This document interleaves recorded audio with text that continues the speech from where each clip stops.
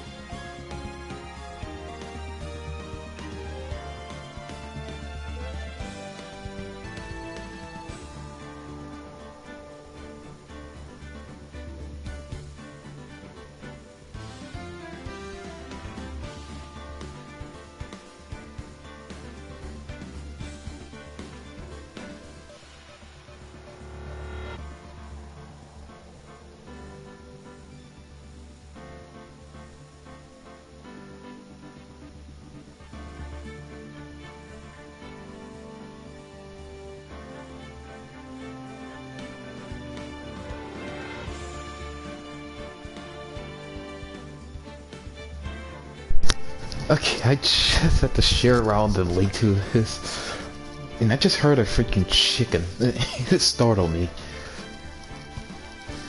But let's get on to it. The first Turnabout.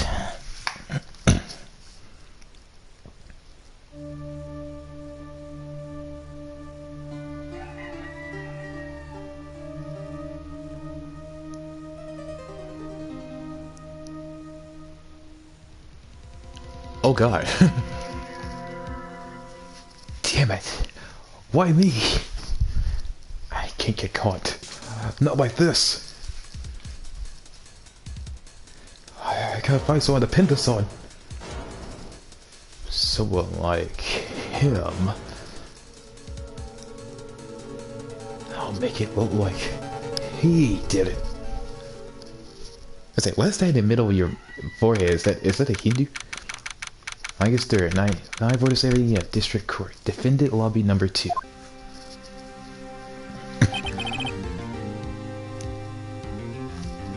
Wow, first murder, we already know who did it. This is very different than Danganronpa, because like, literally when someone actually kills someone in Danganronpa, you don't even know who did it until you get some concrete evidence on who did it. Pretty much the Danganronpa is kind of just like Phoenix Wright, but with high school kids, and the main character has like this little antenna here. Pretty much know that they're depicting this as their life, but since we have like a court-like system of hardcore evidence, this one might go so well.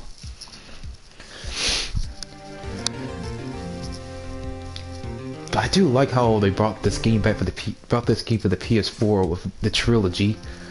I can't wait for Sony to do the same thing with the Miles Edgeworth series, which Luca Jin is actually a big fan of. Miles Edgeworth. Hey.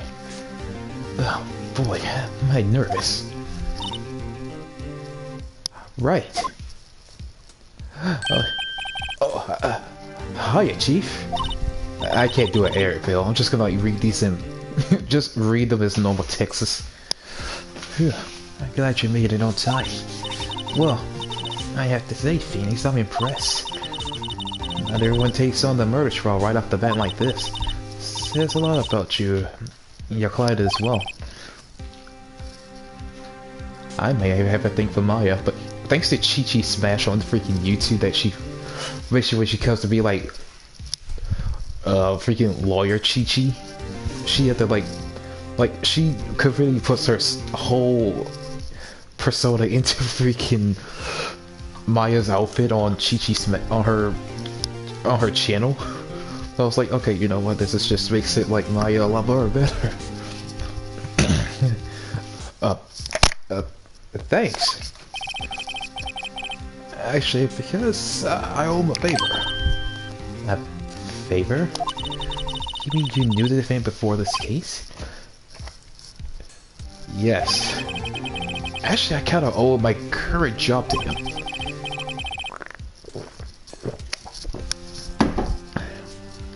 Sorry, I was thinking still with Sprite for a second. Not sponsoring Sprite at all. He's one of the reasons I became an attorney. Well, that's news to me. I want to help him out any way I can. I really just want to help him. I owe him that much. It's over. On life, everything is all over. Wait, who's that? Is that your client screen over there? Yeah, it's him. Death, despair. Oh, don't do it.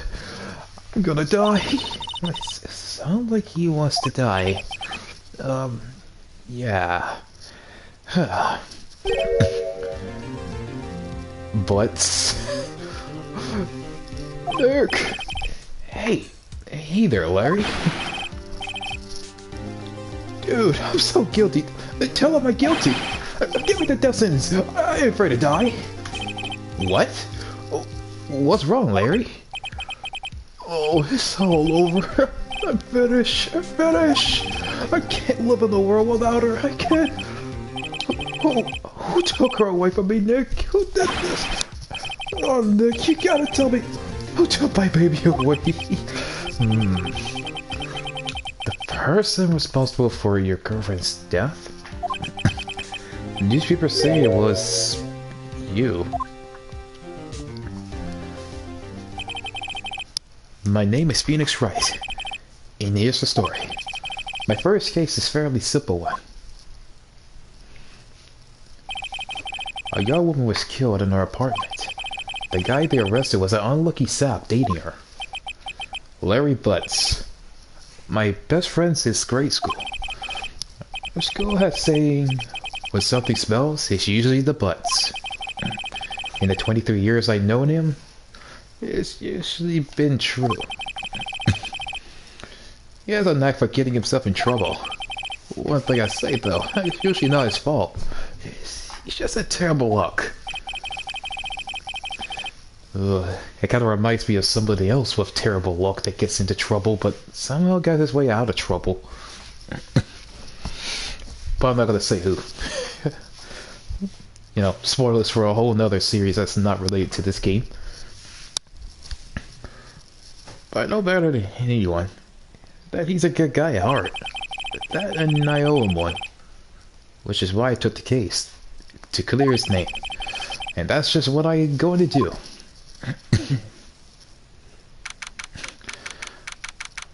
August 3rd, 10 a.m. District Court. Courtroom number 2.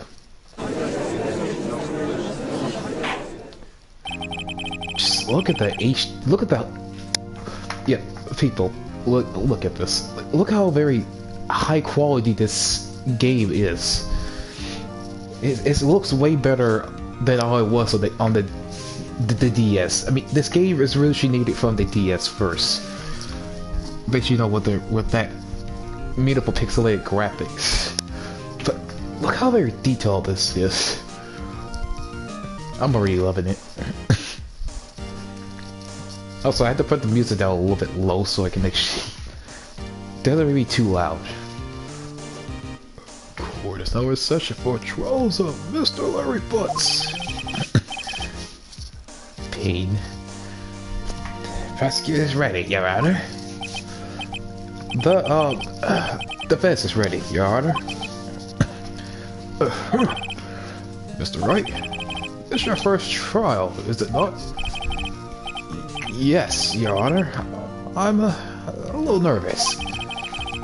Your competent juror at this trial decide the fate of your client.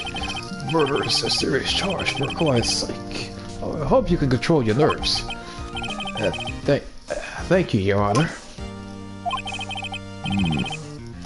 Mr. Wright, give the circumstances. It seems you have a test of a certain decision to your readiness. Yes, Your Honor. No. Hands shaking. Eyesight fading. Test for consists of a few simple questions. Ask them clearly and concisely. Please state the name of the defendant in this case.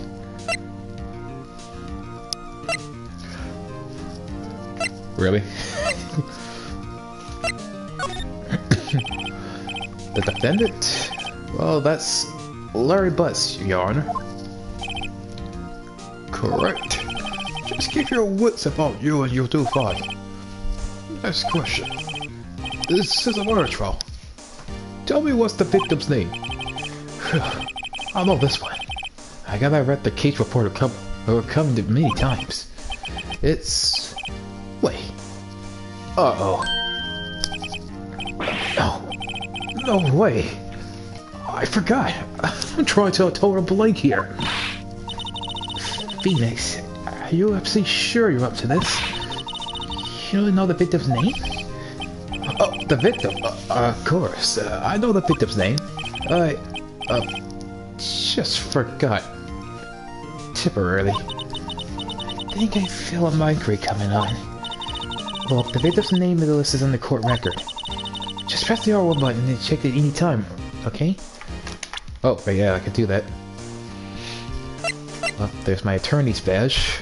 I will believe I was a defense attorney if I didn't carry this. Cindy's Autopsy. Okay, her name is Cindy. Actually, maybe I should take a look at this before anything else. Cindy's Autopsy Report. Time of death, July 31st, 4 p.m. to 5 p.m. Well, that was a whole hour. Cause of death, loss of blood due to blood trauma. The profiles. Okay, there's Mia Fey, 27. still pretty young. Chief Attorney at Fay Co. My boss and my very good defense attorney. Larry Butts, 23.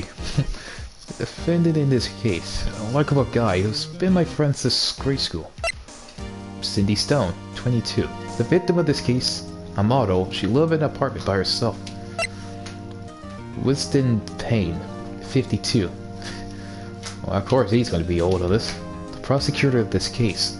Likes presidents generally bad at getting his points across. Okay, there's more focus on this girl. Okay, her name is Cindy Stone.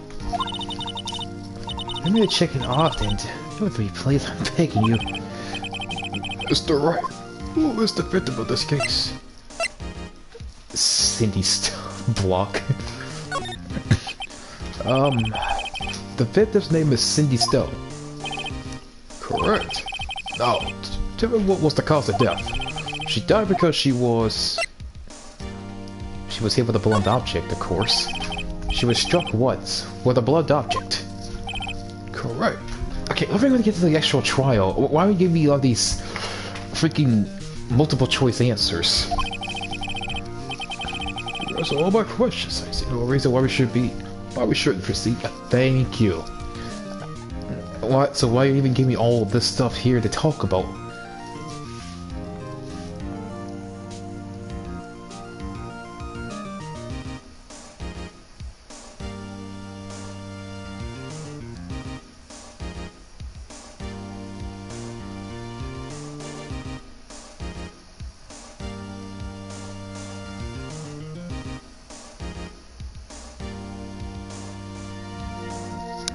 Wait, hold a second, I need another Sprite.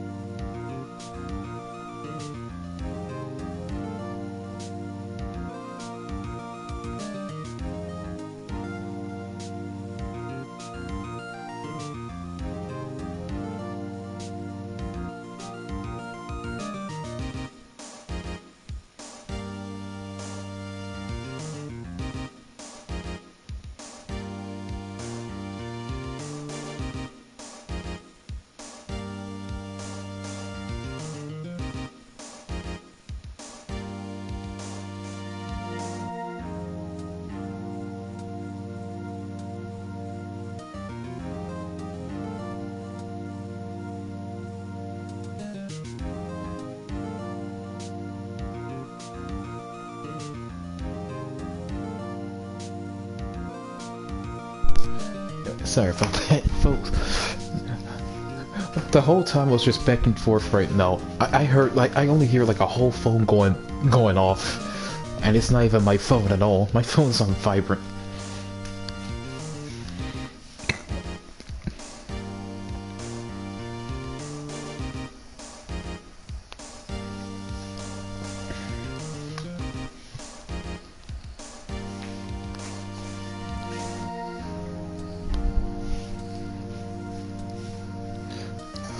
Good gracious me.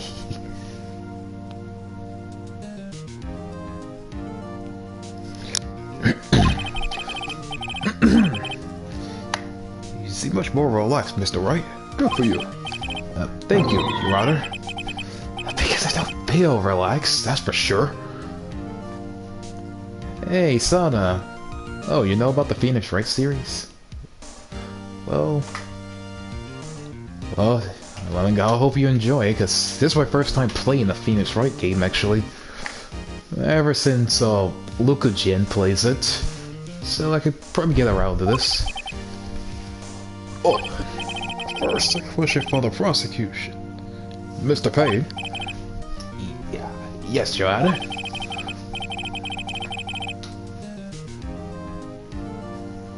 Oh no, not this freaking... Well, I've been pretty fine, Sana. How you been? Since, you know, with your break and all, I'm glad that you came back from break. Wait, hold on, I gotta remove that freaking thing this person said on my stream.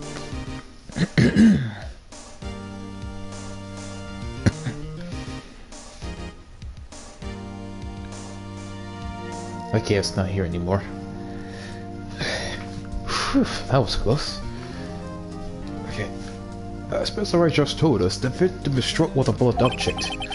Explain to the court just what that object was.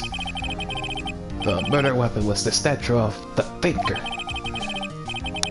It was found lying on the floor next to the victim. I see.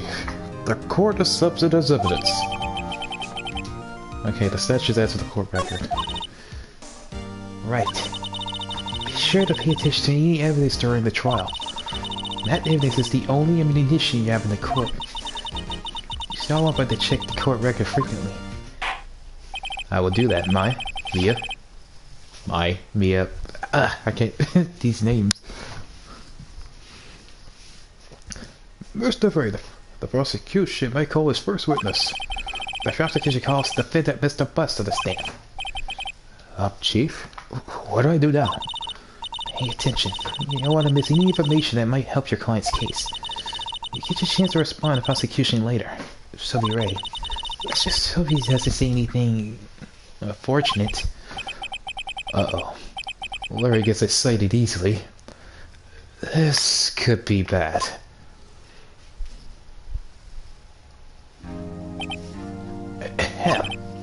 Mr. Butts, is it not true that the victim has recently dumped you? Hey, watch it, buddy! We're great together! Romeo and Juliet, Cleopatra and Mark Anthony! Didn't they all die? Yep. I mean, that's the tragic love story between Romeo and Juliet and Cleopatra and Mark Anthony. Pretty much in their storybooks, they pretty much just died together.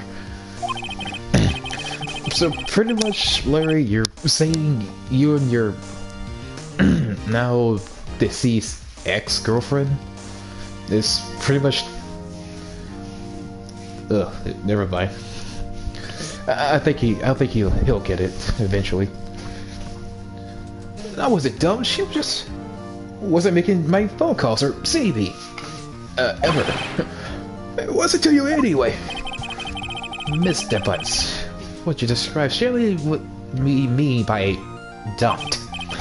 In fact, she had completely abandoned you and was seeing other men. She had just returned from overseas with one of them the day before the murder. I made one of them. Lies. It's all lies. I don't believe a word of it. Your Honor, the victim's passport. According to this, she was in Paris until the day before she died.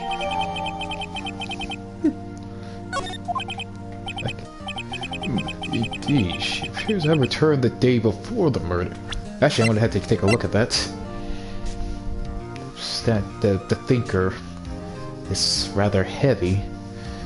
And the passport. The victim apparently arrived home from Paris on July 30th, the day before the murder. Okay, so...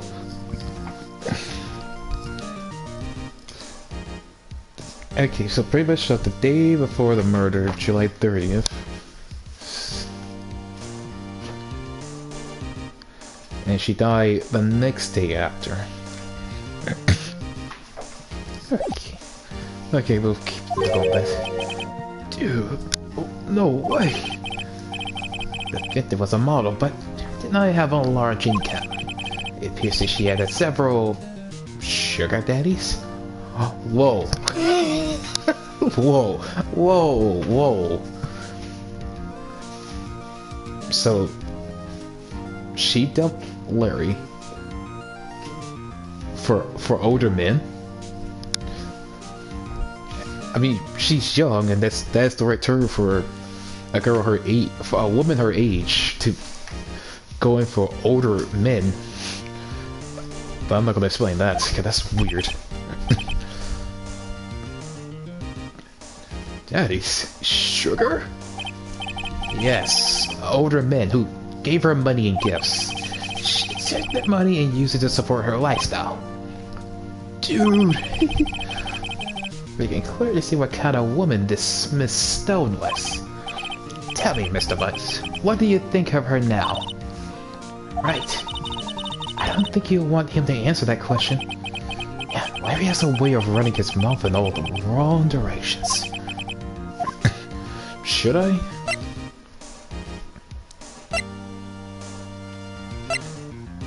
Yeah, if I say this, wait and see what happens, I think it's what we forget. I'm gonna just stop him from answering. My client had no idea the victim was seeing other men. That question is irrelevant to this case. Oof. Oof. Dude, Nick, what do you mean irrelevant? That cheating she-dog. I'm gonna die. I'm just gonna drop dead. Yeah. And I'll meet her in the afterlife. I'm gonna get to the bottom of this. Let's continue with the trial, shall we? I think the accused's motive is clear to everyone. Yes, quite. Oh boy, this is not looking good. Next question. You went to the fifth apartment on the day of the murder, did you not? Oh. Well, did you or did you not? Well, maybe I did, maybe I didn't. Uh-oh, he went. What do I do? Well, I'm gonna have to ask, honestly. I know. I'll send him a signal. Tell the truth. Yeah, I was there. I went. Order. Well, Mr. Butts? Dude, chill. She wasn't home, man, so I didn't see her.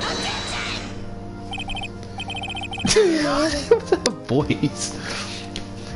Okay, that voice did not match his appearance. That was like a whole high-pitched woman's voice. Your Honor, the defendant is lying. Lying? The prosecution would like to call a witness to prove Mr. Butts is lying. Well, that simplifies the matter. Who was your witness? The man who found the victim's body, just for making the gruesome discovery. He saw the defendant fleeing the scene of the crime.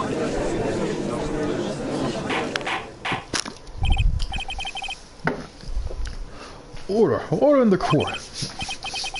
Mr. Payne, the prosecution may call as witness. Yes, Your Honor. This is bad. On the day of the murder, my witness was selling newspapers at the victim's building. Please bring Mr. Frank Sawit to the stand.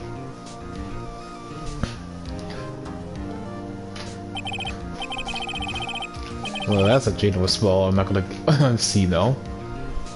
Mr. Sawit, you sell newspaper subscription. Is this correct? Oh, yes. Newspaper, yes. Mr. Sawit, you may proceed with your testimony. Please tell the court that what you saw on that day of the murder. The witness account. Okay, let's listen. I was going to door selling subscriptions when I saw a man fleeing an apartment. I thought he was busy in a hurry because he left the door half open behind him. Taking a strange look inside the apartment, I saw her lying there, a woman, not moving, dead. While I frightened, found myself unable to go inside. I thought I called the police immediately. However, the phone in her apartment wasn't working. I went to a nearby park and found a public phone. I remember time exactly. It was 1 p.m. The man who ran was out the defendant sitting right over there.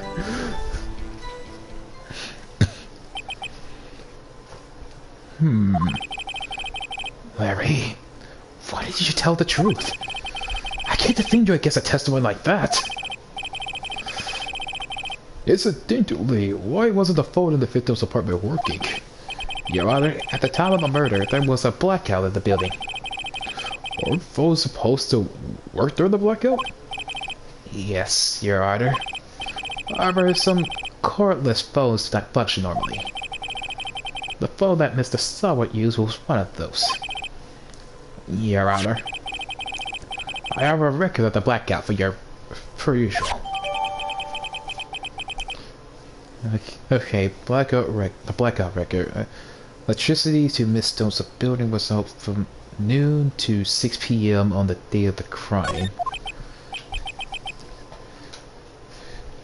Oh, Mr. Wright. Yes, yes, Your Honor. You may begin your cross-examination. Cross-examination? Your Honor? Alright, right. This is it. The real deal. What is I supposed to do? You're supposed to lie to the testimony of the witness that just gave.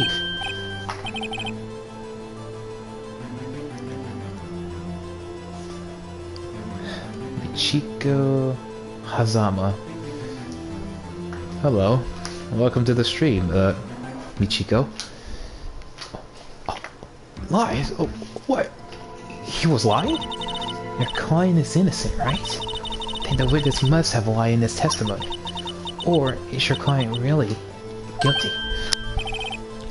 I never prove he's not. You hold the key. It's in the evidence. Compare the witness testimony to the evidence in hand. There's bound to be a contradiction in there. First, find the contradiction between the court record and the witness testimony. Wait, contradictions between the court record and the witness testimony. Hold on, let me look at this. Okay, her autopsy says she died on July 31st between 4 p.m. and 5 p.m. with blood trauma to loss of blood. And then she was struck with the statue of the thinker. And her passport coming back from Paris on July 30th, which is the day before the murder. And the electricity doesn't work in Miss Stone's building from noon to 6 p.m. on the day of the murder.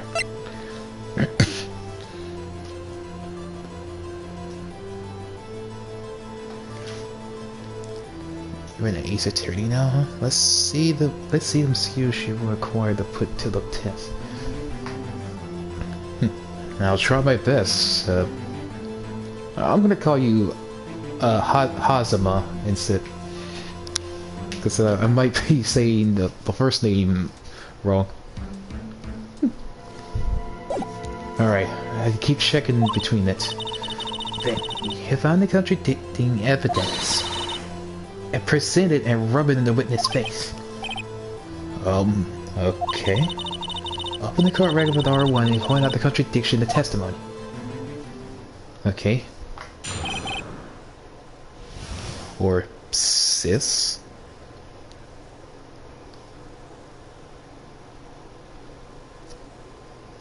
Sis? Huh?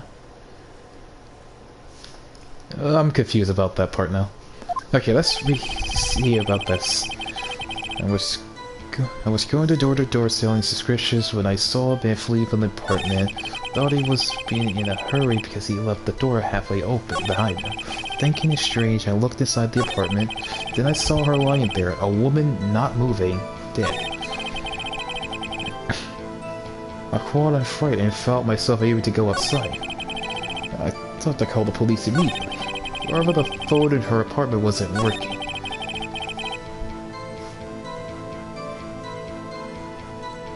Casually waits for realization his bub. Wait, is that you, Vicky? Is that you, sis? What the Vicky, is that you?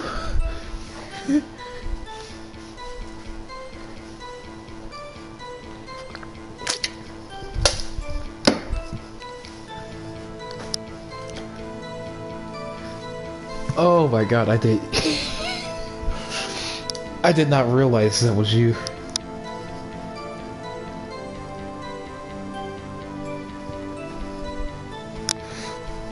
Hi. This is the first I see you in my stream like this. Other than my other sister, 18, being here. Savage 18. Well, Sada, this will introduce a new person, Michiko Hazama. That's my other older sister. Hopefully you get to meet her. Oh. Hi, Makoto. Okay. I'll try my best on that. I mean, because they don't corrupt, but hearing the contradictions in the presented evidence is kind of had to see it, then do it. Went to the nearby park and found a public phone. I remember the time exactly. It was 1 p.m. The man who read was without a doubt the defendant sitting across there. That's all of it. There must be a contradiction in there somewhere. Examine the court record with the R1 button if something strikes you as being suspicious. Then find the evidence that contradicts his testimony and present it to the court. Okay, there's a contradiction somewhere. Huh.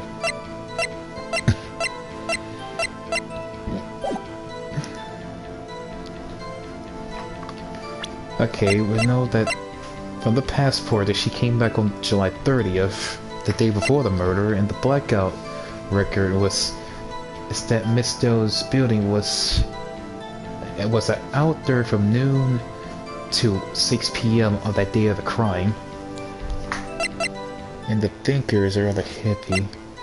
She died from between 4 p.m. to 5 p.m. Wait a minute. I should press on him so I actually knows this for sure.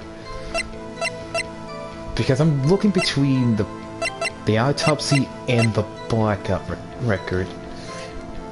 The electricity from Miss Stowe's building was from noon to 6 p.m. And he said he went out to the nearby park at around 1 p.m. So this is from noon, which is 12, to 6 p.m. You need to double read and find the contradiction. You need to believe it. Also, you dropped this, dear sir. Oh, a crown? Oh, thank you. Okay. I was going to the door, so subscription, when I saw a man fleeing. Isn't the man leaving the apartment as a common sight? Thanks, Anna. I actually need it. I found it odd that you wouldn't take notice of him. I don't know. Thanks, guys. It just seems strange to me, that's all. Like he was mad and yet frightened at the same time, just like a criminal fleeing to see another crime. The defense requests that the witness refrain from conjecture. Of course. What the witness means that the man he saw looks suspicious. So, what happened next? I may well just press on all of these so I can actually know. I thought he might be in a hurry because he left the door half open behind him. Half open, you say? Yes, the door was open halfway, yes. I watched the moment, but no one came to close the door. That's odd in a big city like this, I thought. I see. What happened next? Thinking it's strange, I looked inside the apartment. What gave you the idea to do that? Well, that door was half open, you see. Isn't it only human to peek?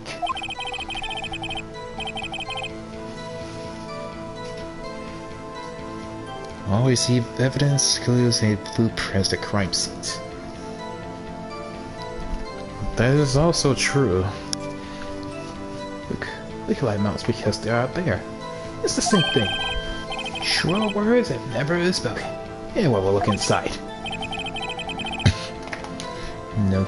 Yeah, that is pretty much nosy that he just conveniently be at the door when someone's there. Why did Payne cut him off so quickly? So you looked in the apartment. What happened then? I saw her lie there. A woman. Not moving. Dead. Yeah, I want to hear you say something about that. Are you sure she was dead? Well, no, I guess I wasn't. But she wasn't moving at all, and there was blood everywhere. I guess that wouldn't look fatal to anyone. Very well, what happens next? According to Friday, I found myself able to go inside. Well, I'll have to press on that one. I thought I called the police immediately. You thought to call the police? Does that mean you didn't actually call them? Please, listen to the rest of his testimony. You thought to call the police. What happened next? Barbara, the phone in her apartment wasn't working. The phone in the apartment wasn't working? Yes, I mean, no, it wasn't, right?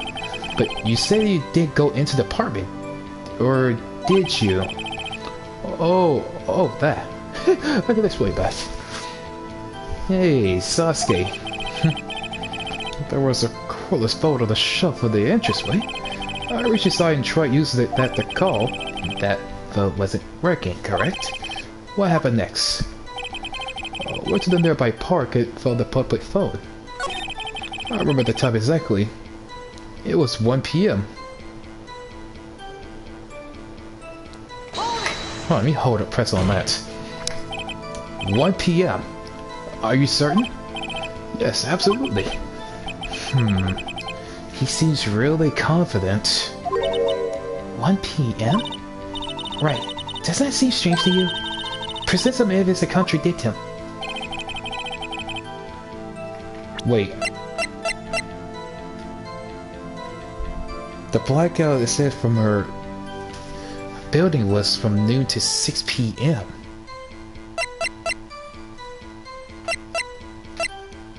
Wait. Chris, it's like you if there's a statement of really. Aren't they? Not at all. That's right, please rethink the fact before you do. Oh wait, that was the wrong one.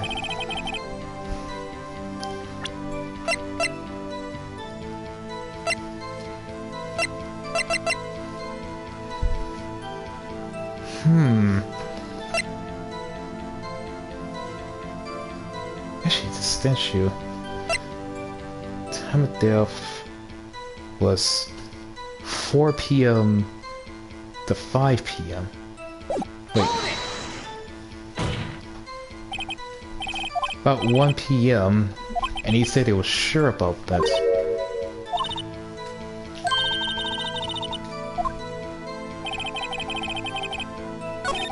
Let's see. I went to the nearby park and found a public phone. I remember the time exactly was 1 p.m.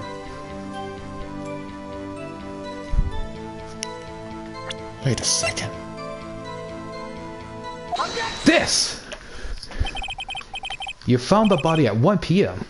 You sure? Yes, it was 1 p.m. for certain.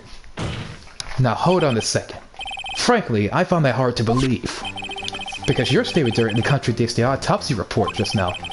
The autopsy notes the time of death was sometimes after 4 p.m. There was no body to find at 1 p.m. So how do you explain this 3-hour gap here?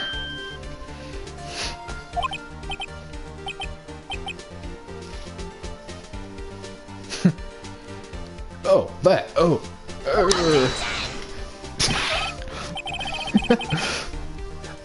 This is trivial. The witness nearly forgot the time. After his testimony, I found that hard to believe. Mr. Solid, why were you so certain that you found the body at 1 p.m.? Gee, that's a really good question. Good job, Ray. You ready to put him on the spot. That's all you have to do. Just point out contradictions. Lies always beget more lies. Sue through one, and their whole story falls apart. Alright. So we contradict him on it. The autopsy was 4 p.m. to 5 p.m., but he found the body at 1 p.m. Wait, I remember now. Would you care to give us your testimony again? Alright, let's do it. The time of discovery. You see, when I found the body, I heard the time. There was a voice saying the time. It was presumably coming from the television. Oh, but it was 3 hours off, wasn't it? I guess the victim must have been watching video of a tape program. That's why I thought it was 4 p.m. Terribly sorry about that misunderstanding. I see. You heard a voice saying the time on a tape program. Mr. Wright, you may cross-examine the witness. A TV? A TV would tell the wrong time at a 3-hour gap? Right. You know what to do. I got this one. Okay, it's time to press some answers. You see, when I found the body, I heard the time. You said heard, not saw. Yes, heard. I saw the body was lying there, and I didn't think to look at anything else. At least of all my watch. Is that a little strange? So you say you heard something, but if you were so shocked by the body, you wouldn't hear anything at all. Okay, Peridot, I hear you. The witness did say he actually heard the time. Well, of course, it's just he wouldn't hear anything. I agree with the prosecution. Witness, continue your testimony. There was a voice saying that it was probably coming from the television. Are you sure it was a television and not a radio? Well, no, I guess it might have been a radio? Incidentally, there was no radio at the premises. There was only one large television. Right. I kept my finger on it, but something about this seems fishy. Something about hearing the television? The witness has testified he heard the time. Don't forget about the fingerprints. Oh, but it was 3 hours off, wasn't it? Now hold on a second. How do you explain the gap? Well, witness, can you explain this? Yeah, tell us about that 3-hour time gap just now. Guess the victim must have been watching the video or tape or program. That's why I thought it was 1 p.m. Yeah, terribly sorry about that misunderstanding. Hold on.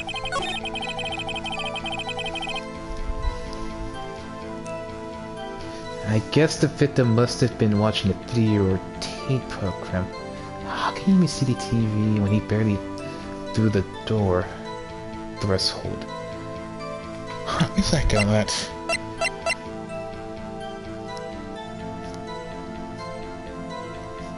The electricity to Miss Stone's building was out from... Hold on! Objection! Hold it right there! The prosecution had said there was a blackout at the time of discovery. But this record proves it right here. That's right. The blackout. So how can you hear the TV set the time when there was a blackout around that time zone? You couldn't even heard the television or video. Yeah. The defense is a point. Do you have any explanation for this, Mr. Solid? No, I've found it quite puzzling myself lately. Wait, I remember now. Mr. Solid, the court would prefer to hear an accurate testimony from the very beginning. These constant corrections are harming your credibility. Then you seem rather distraught. Yeah, he's sweating bullets right now. Oh, there goes his underwear. I'm sorry, Luca Jin. I'm gonna have to steal your thing now. When people do that, it's like their underwear has been ripped. Well, there go his old man underwear. Or old man diapers, I guess. My apologies, Your Honor. Must have been a shock of finding the body. Very well, Mrs. Owens. Let's hear your testimony one more, please.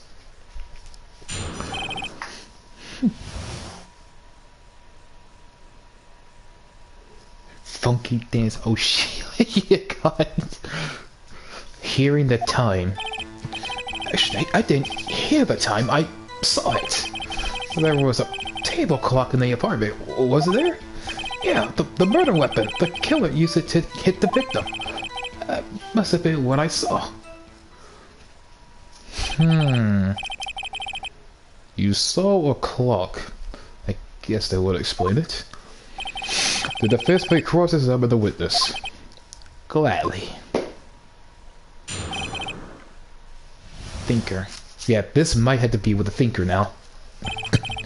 Actually, I didn't hear the time. I saw it. That strikes me a very suspicious mistake. Yes, I see. No, little doubtful. Wait, sorry. I remember that was a table clock. A table clock? Yeah, let me press on these before I press in evidence to that. Could that will actually be worthwhile to guess? There was a table clock in the apartment, wasn't there? A table clock? Was there a clock at the scene? This is the first I heard of it. Yeah, the murder weapon. The killer used it to hit the victim. The murder weapon? Yes, the table clock that was used as a weapon. That's what I just said. Did you choose off the murder in my testimony or something? Something's fishy here. That's also what I saw. Hold on. The murder weapon. The killer used it to hit the victim. Yep, that's gotta be it. Wait just a moment. The murder weapon wasn't a clock. It was the statue. No, how is this supposed to be a clock? Oh, there goes his underwear again. You with your objections and your evidence, just who you think you are? Just answer the question, Mr. Solid. Hey, I saw it though, okay? That's a clock. Your Honor, if I may. Yes, Mr. Page? As the witness stated, this statue is indeed a clock. The neck is a switch. You just tilt it and it says the time out loud. How many underwears does this guy wear? He probably wears a whole lot of them when every time he gets ripped. It doesn't look like a clock. I submit it is a statue. My apologies. I see. So the murder weapon was a table clock after all. Well, Mr. Wright, it appears that the witness's testimony was correct. This is a clock. Do you have any problems with his testimony now?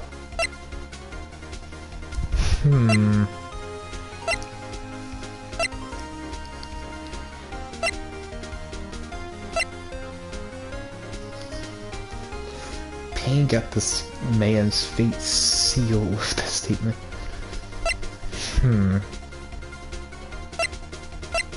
I'm gonna say yes with this. Your Honor, there's a gaping hole in the witness testimony. There's only one way to know this weapon was a clock he held in his hand. Yet, the witness testified he had never entered the apartment. Clearly a contradiction. Indeed. The witness knew it was a clock because he... You're lying. You were inside the apartment on the day of the murder. Oh, there goes another pair.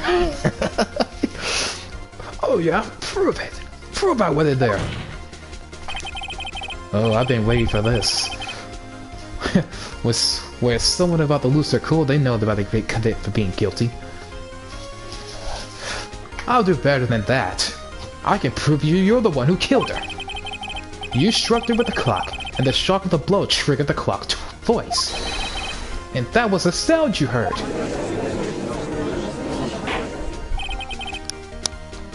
Order in the court. Intriguing.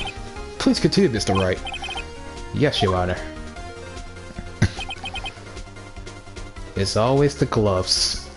High fingerprints of the scene, isn't it?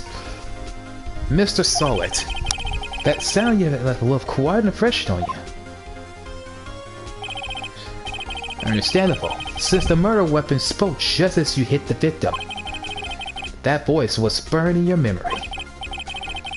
That's why you were so certain about the time. What's the meaning of this?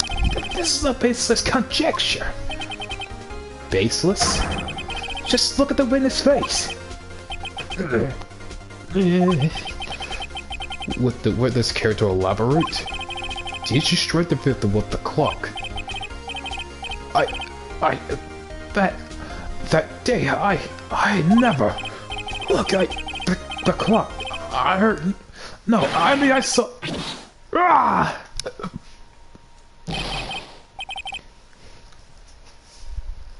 Oh boy, you better put that toupee back on your head. He just threw it. The heck? Sada, why you on my shoulder?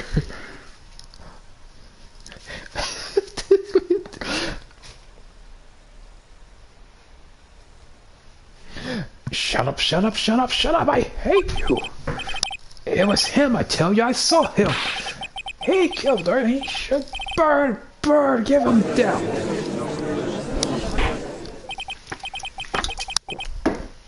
Order in the court, I say! Your Honor, a moment, please. There isn't a shred of evidence supporting the defense claim.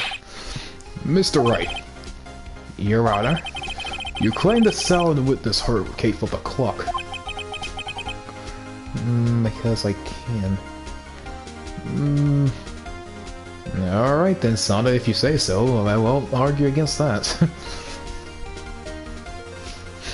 Do you have any evidence?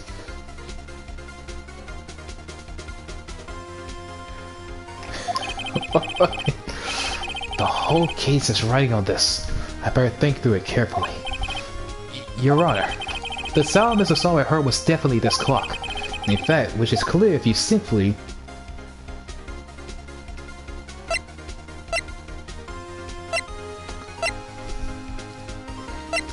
Maybe examine the batteries.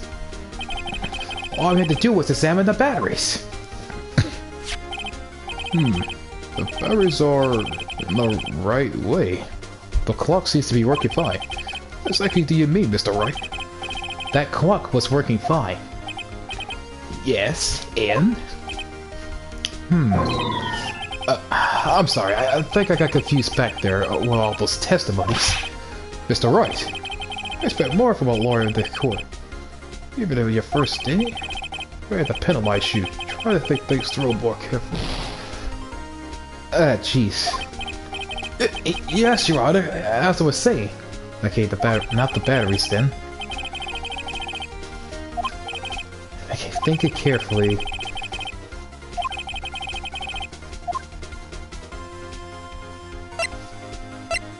I don't think the neighbors would do anything, because who in here was the neighbors? Maybe it's the sound with the clock?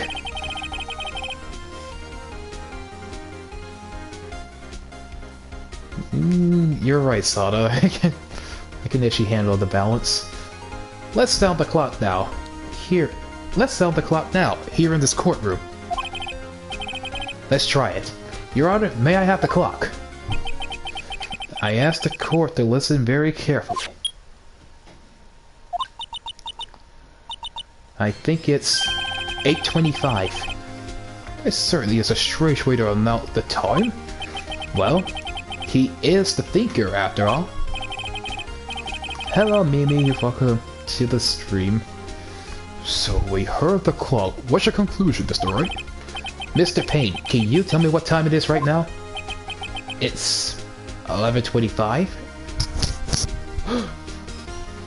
I knew it. It was a 3-hour gap between it. Because think about it. She came back from Paris on July 30th, the day before the murder, on the 31st. The thinker said 1 p.m. So basically... Oh, this is good. The thinker said 8:25 right now. And it's 11:25 in the morning here now.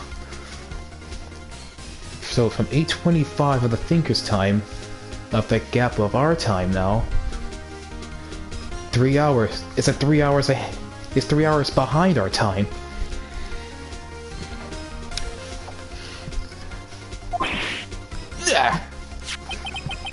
As you can see, this clock is actually 3 hours slow. I'm doing fine, Mimi. Just be a defense attorney. Time is key with solving the case. Time is key. Precisely. Discrepancy between what Mr. Solid heard and the actual time of death. So, Mr. Solid, try to talk your way out of this one. Are you okay over there? You yeah, without your toupee, I still got it. You forgot one thing. Uh-oh, what's he talking about now? Well, it may seem like the clock is running 3 hours slow. It proves nothing. How do you know it was running 3 hours slow on the day of the murder? If you can't prove that, you don't have a case.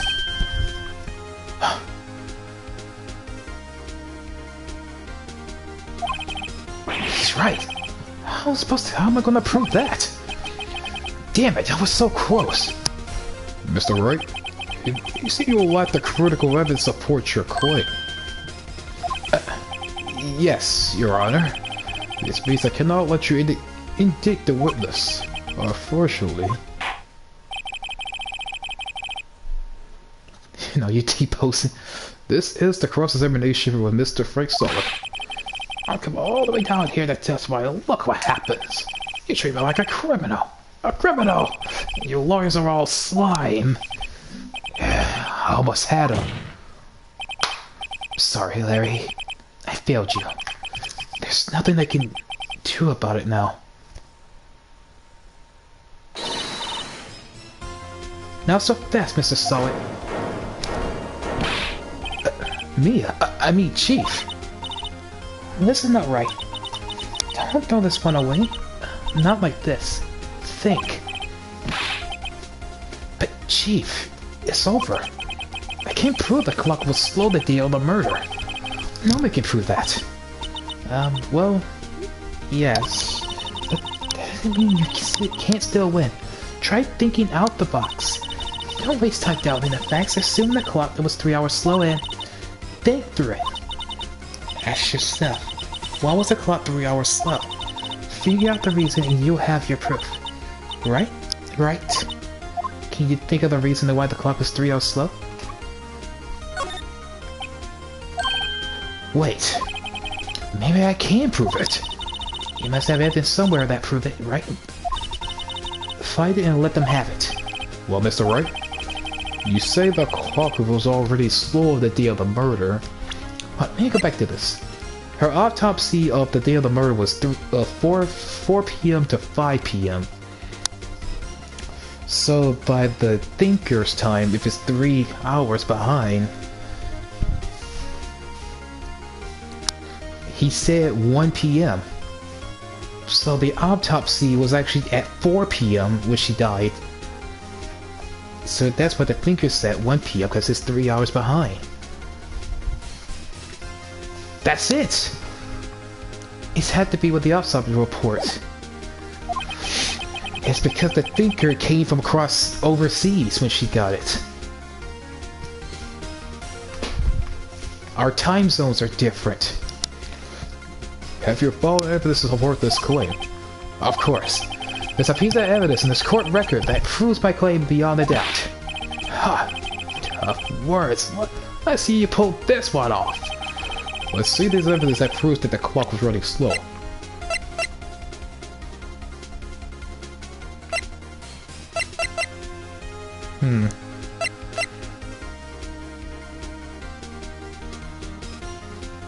It has to be the passport.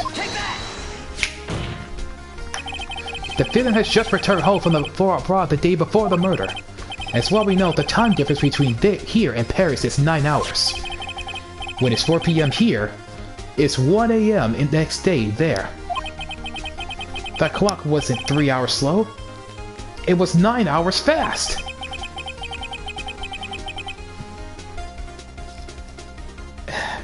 Jeez, come on, Michiko, it's embarrassing here.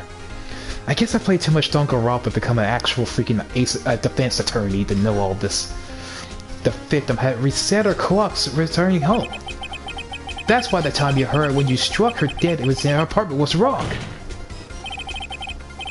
Proof enough for you, Mr. Solid? Or should I say, Mr. Did It?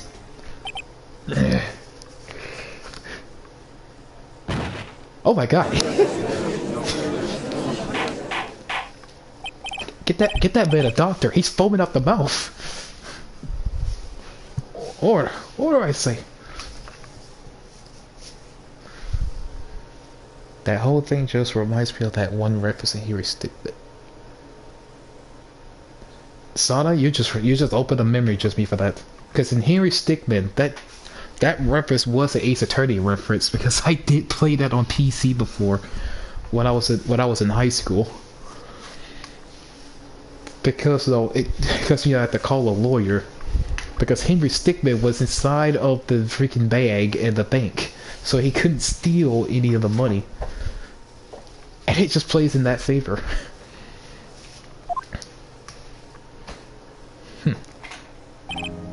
Well, this case has certainly turned out differently than we expected. Mr. Payne, you're a witness? He was arrested and has been taken away, Your Honor. Very well. Mr. Wright? Yes, Your Honor? I have to say, I'm impressed. I don't think I've ever seen someone complete a defense so quickly. And find the true culprit at the same time? Thank you, Your Honor. At this point, this is only a formality, but this court finds the defendant, Larry Butts, not guilty.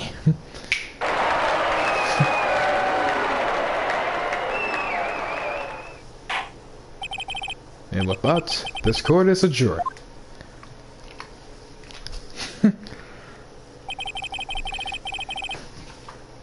We got him. It turns out that Frank Solway was a common burglar. He posed as a newspaper salesman to check and see when people were out of the house. And that day, next day, the mother trucker was dead. Gotta be a YouTube friendly. When Larry went to her apartment, the victim wasn't home.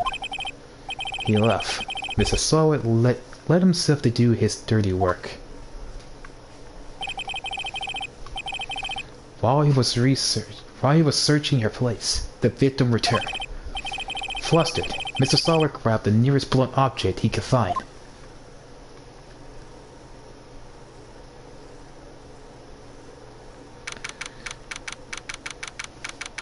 August 3rd, 2:32 p.m. Defendant lobby number 2. Whew.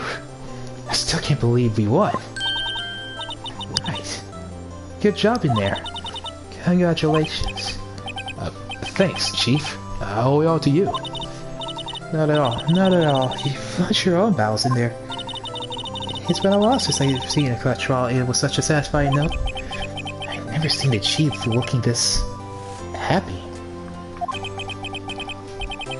If Chief this glad, imagine how Larry must feel. Oh, life is over. Larry, you're supposed to be happy. What's wrong now? Oh, Nick. Don't worry about me. I'll be dead and gone soon. Good. Wait, no! I mean, bad. Larry, you're innocent. Case is closed. But my Cindy Lindy's gone, man. Gone forever. Larry, she was... Nah, never mind. Congratulations, Harry. Harry? Yes, you. Probably see the headlines now. Harry Butts innocent. Thanks. I really owe you one. I won't forget this ever. Let's celebrate. Dinner, movie, my treat. Larry, what are you doing? Oh, no, I couldn't. Hey, I was the one who got you off the hook. Oh, hey. Here, take this as a present. A present? For me? Wait, wasn't this evidence that... Actually, I made this clock for her. I made one for her, one for me. Really? You made this? Well, thank you. I'll keep it as a memento. Yo, Nick, can you believe it? I was so into that chick, and she was just playing me for a fool. I make you wanna just cry. Larry. You're so sure. Excuse me? I think she's quite a lot for you. In her own way. You don't gotta sympathize with me. It's okay. I'm not just sympathizing, really. Isn't that right, right? Don't you have something to show your friend? Something that proves how she felt about him? Huh? Oh yeah, right. What the heck is she talking about?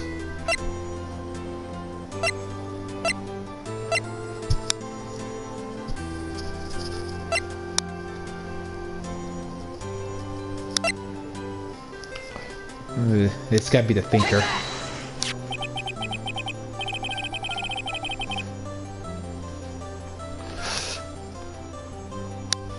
Come on, guys. You really love messing with my hair, don't you? Check this out, Larry. Proof positive you wore some chump over to her. Huh? What about that clock? This the clock you made for her, Larry? She took it with her when she traveled. Whatever, she probably just needed a clock. That's all. You think so? It's a pretty heavy clock to take traveling. Well, make it what you will. Yes, I know it's smoother because I wash it. Oh, come on, you two. Hey, Nick. I'm glad that you should be my lawyer. Really, I helped, thanks. How that made him feel a little better. Right? You see the importance of evidence now. Also, hopefully you realize things change depending on how you look at them. People too. We never really know how our clients are guilty or innocent. All we can do is believe in them. In order to believe in them, you have to believe in yourself. Right? Listen. Oh no, not the bow. Please don't put the bow on me. Never let go of what you believe in. Never. Well, I think our work is done. Shall I be off? Yeah, I guess so. No, not the bow, Sada. Say, how about that dinner? On me. We'll drink a toast to innocent bites. Yeah. Speaking of Harry, you were saying part of why you become a lawyer because of him? No, don't do this. Pictures. Yeah, part, at least. You had to tell me more about this sometime. Maybe over drinks? So, my first trial came to a close. Larry slapped me on the back and said, "Gee, Nick, it's good to have friends. I'm pretty sure he's not going to pay us, unless you count the clock he gave me, I didn't know it then, but that clock was soon to be at the center of another incident. And my promise to tell the chief about me and Larry will be one promise that I wouldn't be able to keep.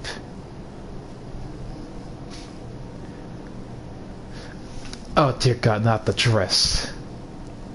I'll keep the bow, but not the dress. The end.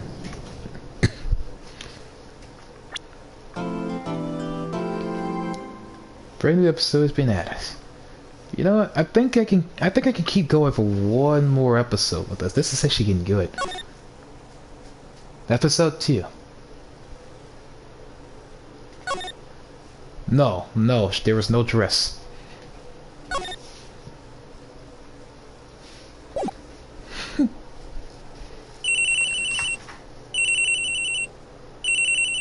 Oh, someone's cell phone going off. Pick that up. Hello. This is Maya. Hey, Maya. It's me. No.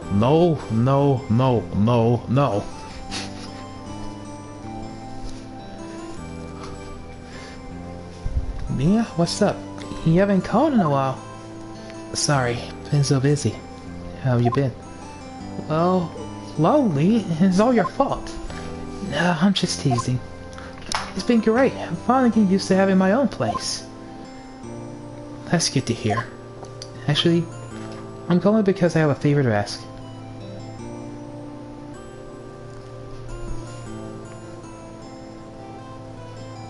Not my heart, not this. Oh no, that's right. This is gonna happen. This is where we're gonna see the next tragic. Actually, I'm calling because I have a favor to ask. I know. You want me to hold evidence for you.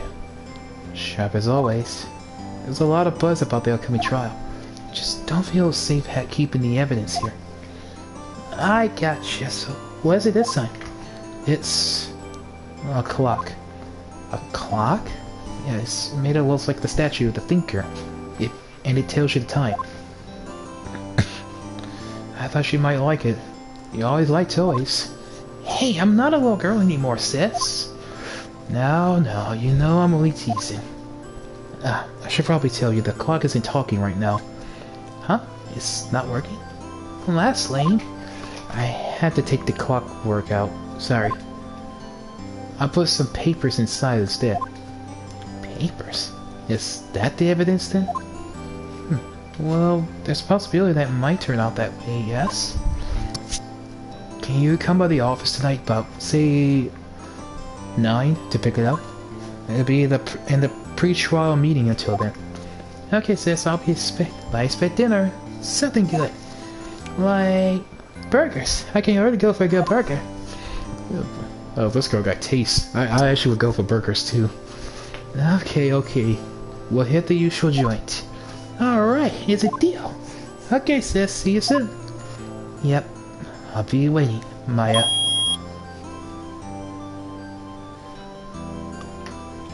No, not the maid outfit. Nothing dress related, please. Conversation recorded. September 5th, 9:27 a.m.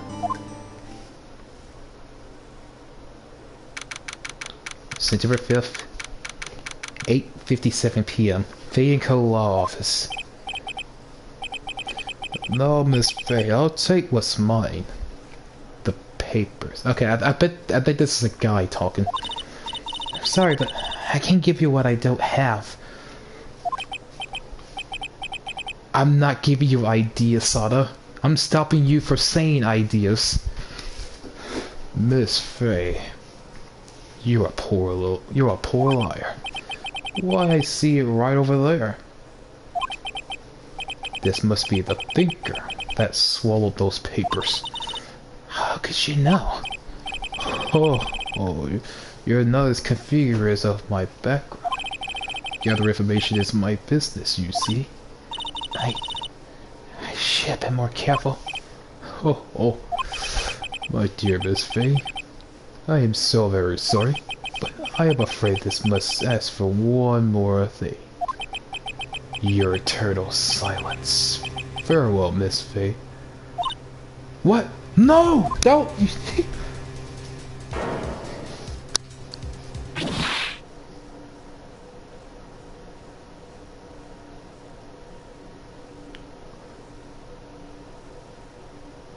Red, white, blue.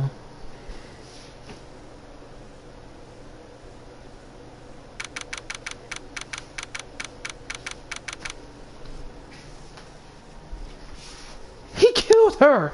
God!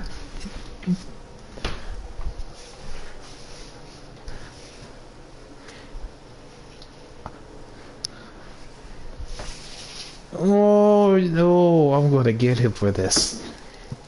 September 5th, 9:08 p.m. Faye & Co. Law Office. Jeez, a whole hour? Uh-oh, I'm late. Huh? That's strange. I guess the chief left without me.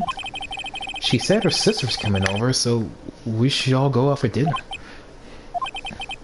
What's that smell? Blood?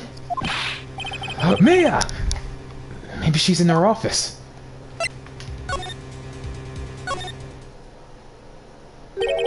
That smell. What? this? Someone's there. Chief.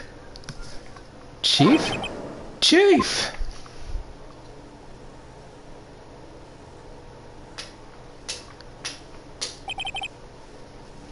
Who are you?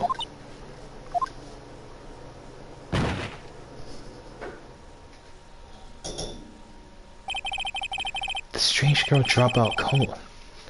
I left her lying on the office sofa. I went back to the chief, where she was laying under the window. Her body was still warm. I could feel it when I held her shoulder. Then, automatically, it began to fade. Until finally she was cold. Oh, poor Mia. She didn't deserve to go out like this. Chief. I gotta examine everything. Some shards of glass were scattered over the floor. It seems to be the remains of the glass light stand.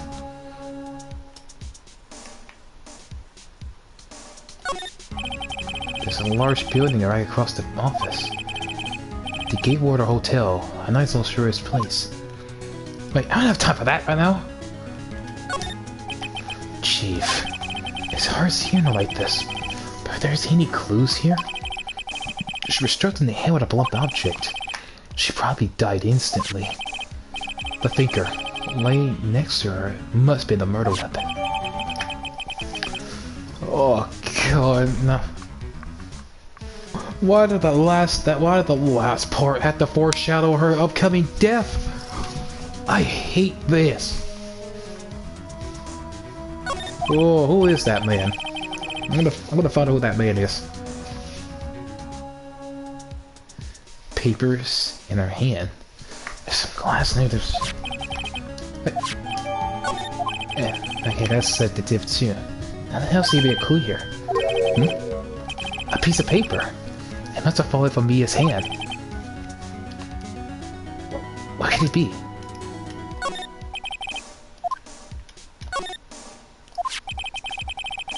A word written in blood on this scrap of paper.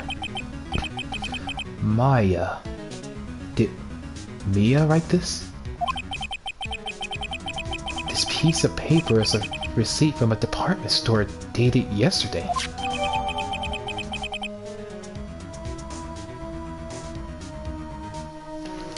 Usually, normally they say that people would write a dying message before dying. But that man literally was the one that did it, whoever he is. And if this was like Mia's dying message to write the culprit's name, but her death was instant, so there's no way she could have wrote that. I think that's enough snooping around for now. I better call the police and find out what that girl was doing here.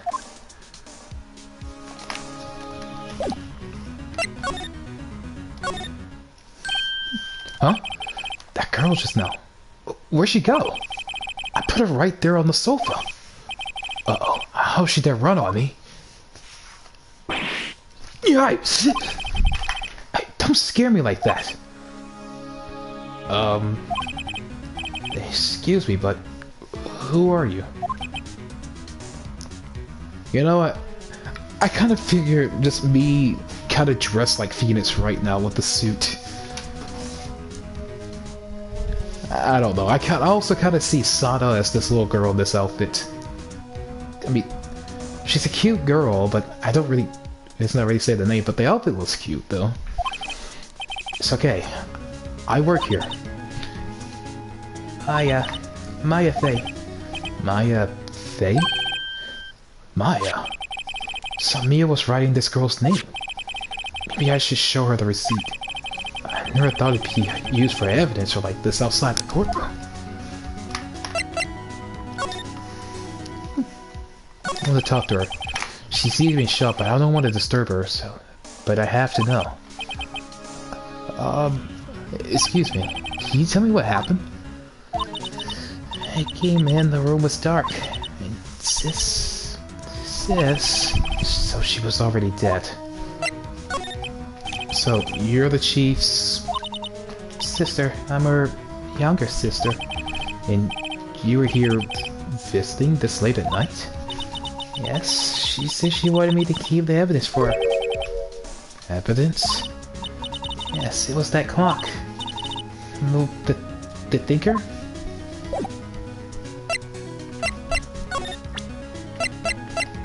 I had to show her this then. Before Mia died, she wrote a message in her own blood. She wrote it in the back of the receipt. That's my name. Why would she write my name? Please, just calm down. Why would sis write my name? Oh no, I done it. Oh, way to go, Nick. You made this little girl cry. I better hurry up and call the police.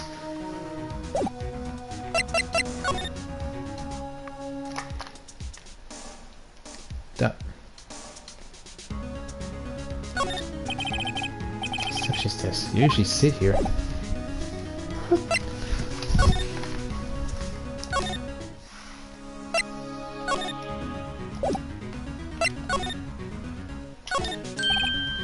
Right, I better call the police. My gut tells me it's a setup murder. You know, it's just like I play too much Danganronpa. Every Danganronpa, well, not every Danganronpa, but the first one, it's gonna have to, like 2 times in that game that there's a setup. That's a setup murder. Like the first one and the 5th chapter one, it has to revolve around with how the murder gonna start. But they actually, in case of being portrayed as all the protagonists. But as soon as that something happens, it always gets me set up a murder on the person that didn't really cause the death. This is gonna be that same moment. That's funny. A few of the screws on the receiver is missing. It was like someone was halfway through taking it apart. Police! Please come quick! Oh, what was that? Someone screaming from outside the window. Whoop! Oh my, who is this? Focus, 17. God damn it. She's staring right at me. She's holding the phone in her hand. Wait. Oh no, don't tell me she's about to... Oh, don't tell me she's about to accuse that I did it.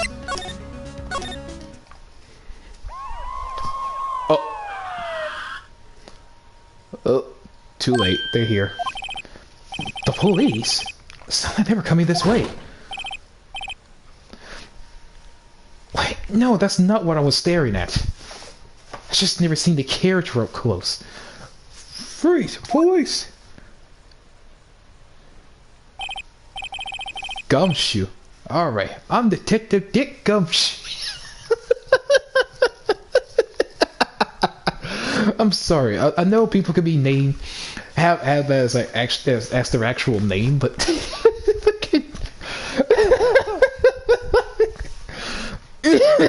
hold on.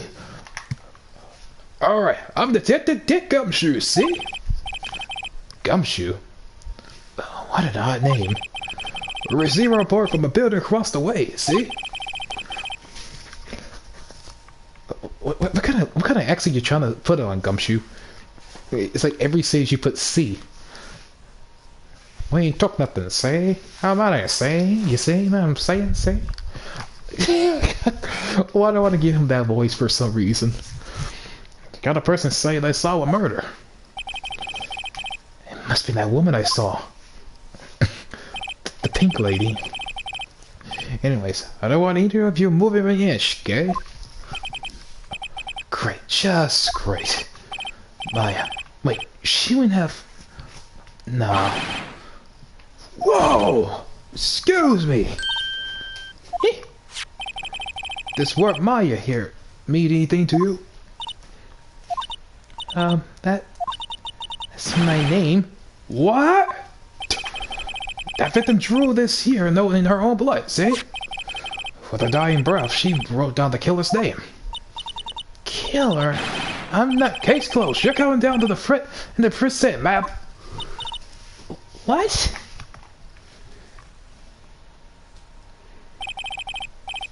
Mia's younger sister, Maya, was arrested on the spot.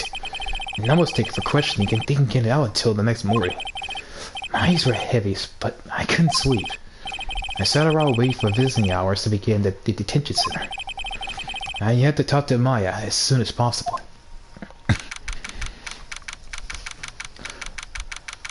September 6th, 9:07 a.m. Detention center visitor room. Yeah, we got that one guy that's sitting right there. You know, when I look at Luka's videos about this, like that guy, he didn't even look so well because he's always standing at the door. Like, this man has not moved ever since. Jeez, even at high quality, it cannot change this man's fate right now. He's stuck as the doorman. Wow, they have poor Maya locked up like a criminal. Oh, it's you, the lawyer. Good morning. Good morning. She looks so tired. Are you going to be my attorney?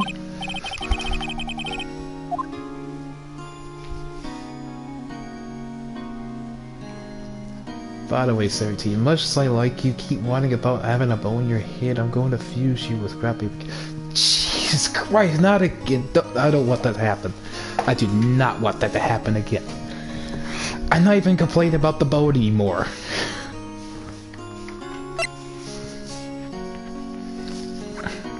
Well, that's what I wanted to talk to you about. First things first, I better get her cheered up. Yeah, of course I will. Cheer up. Really? Whoa, did I say the wrong thing? She looks sadder now. What's wrong? You don't think I can do it? No, no one could. Who would believe me? Even you, when you found me in the office, you looked at me like I'd done it. Scrap baby, I don't like it as much as I do, but you really just put a scratch on my face before, remember? So how can I trust you? Did I look at her like that? No, I never thought that. It's okay, I understand. And I also heard about you. Heard? Heard what about me? I was talking to my sister on the phone the other day. Today was my junior partner's first time in court. Wow, really? How'd that go? It was quite the scene. Honestly, I was on the edge of my whole time. It's been a while. So he crashed and burned? He's a genius. One of those strike fear into the hearts of evil types. The only thing he's lacking is experience. Huh? Sounds like it was fun. Well, I know who to go to if I get into trouble now. Why do I feel like this is going to keep happening if she does get in trouble? I don't know, Maya. I think you might want to wait. Give him 3 more years. That is, unless you want to be found guilty. And look what happened. She's going to be found guilty for her own sister's murder. And that's what she said. No, I'm sorry. I didn't mean to insult you. No, it's okay. It's true, I guess. But at the same time, I just can't sit by and watch. When I think of a person who did this to Mia. God damn, I keep confused the hell out of their name. There's too many M's that sound so similar. I know.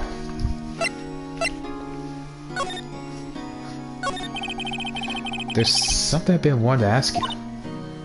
Yes? What's with that outfit? Now you want to ask about the little outfit she's wearing? Oh, this? This is what all kill lights wear. It's my uniform, you can see. I'm pretty sure I don't want to see, Scrap Baby. Not at all. Acolytes? Like, people in the religious training? What it is to you? It's nothing strange, really. I'm a spirit medium. In trading. A spirit medium? I'm pretty sure that's qualified as strange. Bet. Oh, I bet. I'll freaking bet, Scrap Baby. Look, we both may, well, technically we're not, we're both not robots. I'm actually an android, so partially human and somewhat machine, but we're not the same thing. But I can literally scrap you, as your name suggests, Scrap Baby. Could you tell me more about the day of the murder? Yes, let's see. That morning, I got a call from my sister. She wanted me to hold onto the piece of evidence for the upcoming trial. Evidence? Yes, that clock shaped like the thinker? The one Larry made. How could that be the evidence of the case? Right. She said something about that. I remember. Do you want to hear it in her own voice? Her own voice? Yes. I'm pretty sure our conversation's on the cell phone. You recorded it? Yeah, I forgot how to delete those things. Actually, yeah, let's put the spirit medium. See, you're an acolyte, or medium in training. Well, let's try to make you not any more scrapped than that, Scrap Baby. The Fae family, especially the women, have always been very sensitive to the spiritual world. Wait a sec, you said the Fae family. So, Bia was into that stuff too? Of course. She left the mountains to follow her career, she said. Her powers were first class too. I had no idea. Wait. What? Everything, keep that info in mind, that the recording will help you in the upcoming case. It'll help me. You know, Michiko, I think that... thanks for the heads up about that. So you're real honest to goodness spirit medium, with ESP and all that? Yes, in training. Well, can't you contact me as spirit then? You could just ask who killed her. I'm sorry. I'm still in training. I couldn't do something at that level. The cell phone. So you say your conversation was in your sister's cell phone. Let's hear it. Right. Oh. I just remembered that the detective took my cell phone. Sorry. Oh, right. Of course. Next time I see Detective Gumshoe, I'll ask him for it. I'll write you a note so you don't forget, okay? Sure, thanks. Maya's memo. We should keep that. Huh? Something the matter? I was wondering, can I ask you a favor? This is the address of the famous lawyer. My sister gave me that a long time ago. She said if I were in trouble, I could call him. And, well, I'm in trouble. You think you can go ask him to represent me? Sure, why not? I'll go ask. Thank you so much. I have no one else to turn to. Say, what about your parents? I see. Don't worry, leave it to me. Thank you. The trial's tomorrow at 10. What? Tomorrow? Tomorrow. What if the guy refuses? They told me that if I don't find one, the state will pick an attorney to defend me. When will that happen? They gave me until 4 this afternoon. And visiting hours is almost up. I better hurry. Right, I'll be back. Oh, wait, the day of the crime. Wait, could you tell me more about the day of the crime?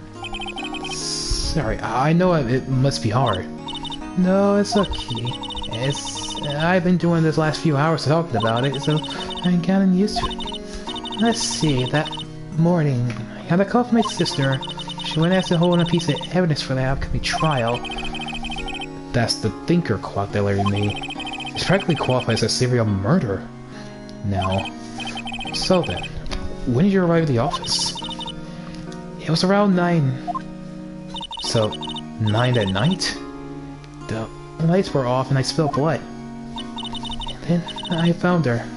My sister. Thanks, Maya. That's all I need to hear for now.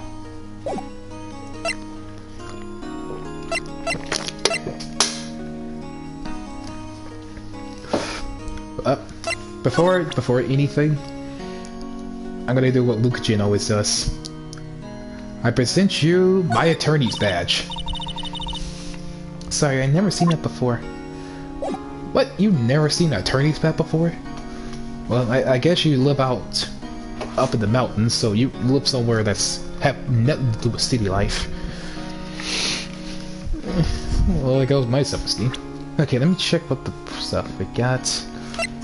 The thinker, the murder weapon, of course. We got glass shards that was broken near. The die message receipt, the receipt paper with Maya's name, that's the die message. And Maya's memo to that she had a conversation with her sister on the cell phone. Mia Fey, 27. Chief Attorney of Fey & Co., my boss and very good defense attorney. Who is now deceased. Sadly. God damn it, whoever did it, I'm gonna find you. Maya Fey, age 17. Well, she's 17, but hold on a second. That put her 1 year older than Sana. Actually, Sana will be this age too. Sometime soon. But then again, this girl's like 1 year older than Sana. Or a few months, a few months? Year? I don't know. I can't tell. But she's the defendant, Mia's little sister, and the spirit medium in training. I'm glad you're actually enjoying the game, Sana. I think Mia has some dialogue for the thinker. Dick Gumshoe, 30 years old. Detective in the local Pacinet, and in charge of an initial investigation. Actually, I wanted to ask you about the murder weapon. Poor sis. Better not ask her about this now.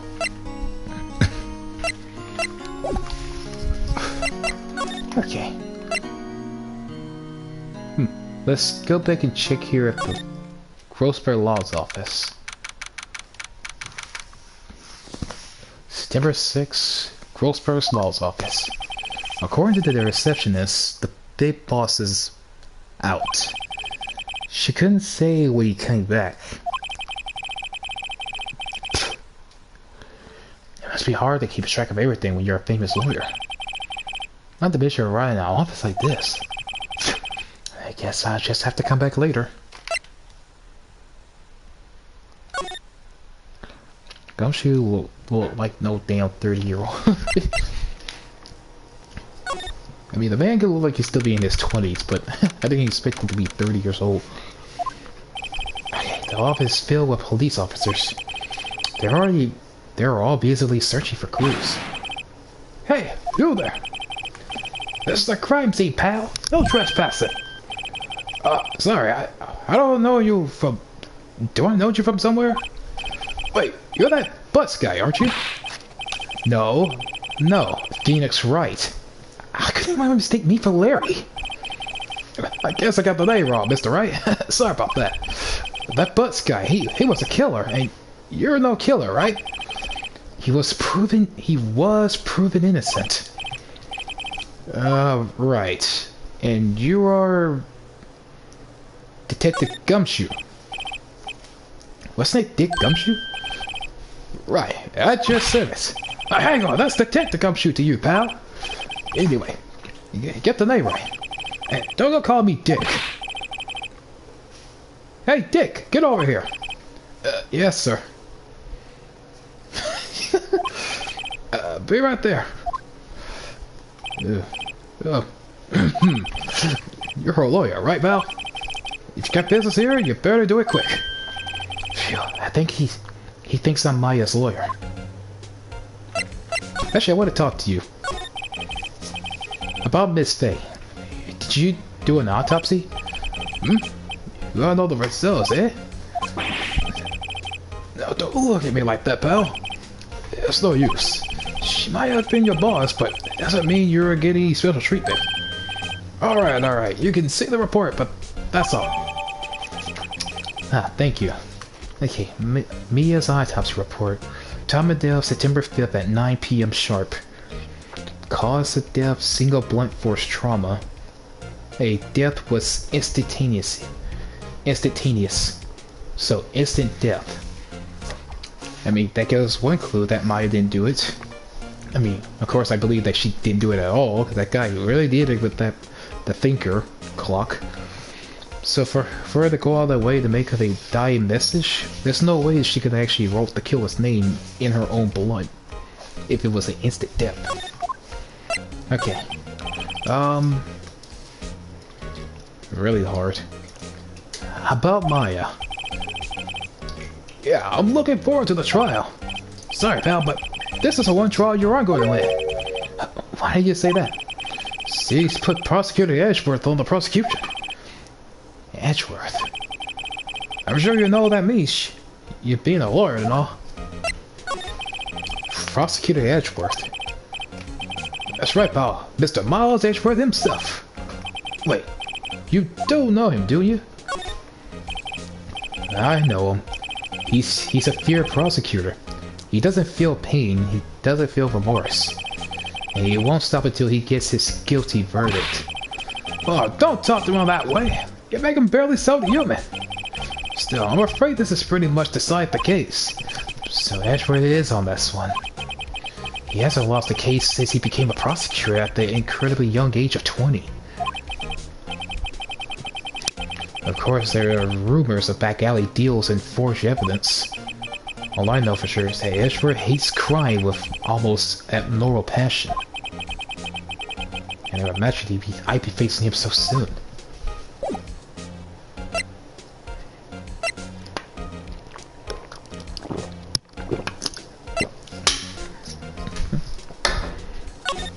Alright. Alright. Take a look at this memo. I was wondering, did you see Maya Faye's cell phone? Oh, that? I have that. Do you think you could get back? Sure. I mean, wait a second, pal. Tricky lawyer. Uh-oh, he's on to me.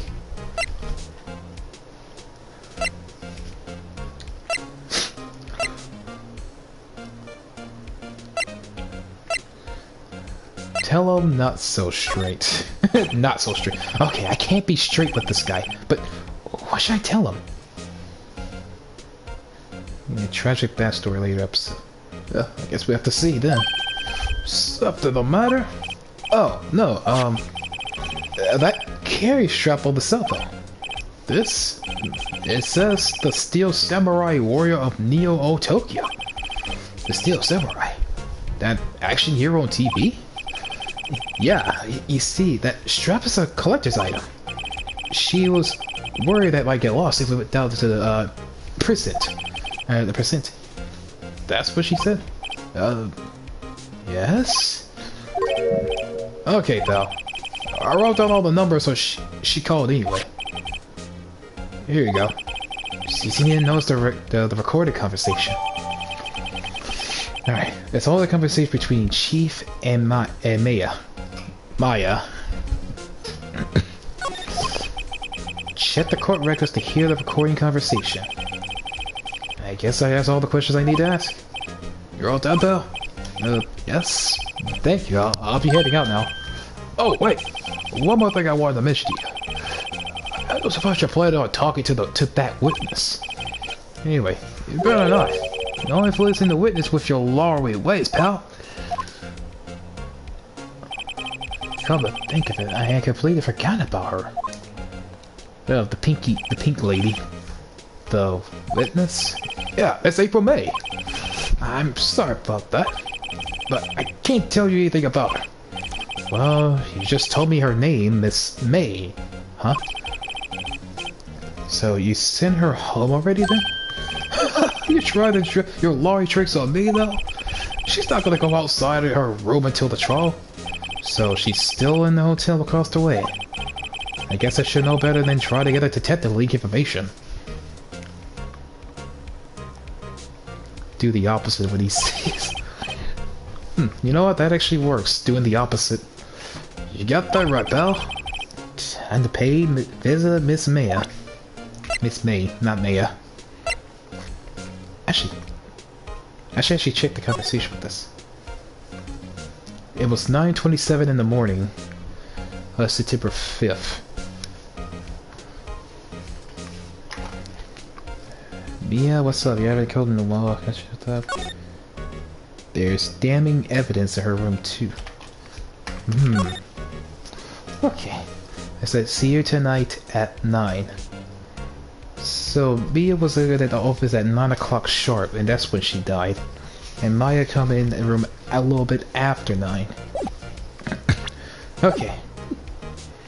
I think it's time to move on to Gatewater Hotel. Room 303. Whoa, hello there. Wait, what's this music? yeah, you know, this is actually type of music that would fit, sir. Well, hello there, handsome. Hi. Smooth, right? Real smooth. You're the lawyer, aren't you? That detective told me. Why does she hold her hands up like she's about to be like a freaking cat? Like one of those nickos. He said, don't say anything to that lawyer, pal. Memo to self. Thank Detective Gumshoe for making my job harder. Gee, this is all like something out of a movie. That's all exciting. I hardly can take myself. Oh, let me freshen up so I can look part for the beautiful eyewitness.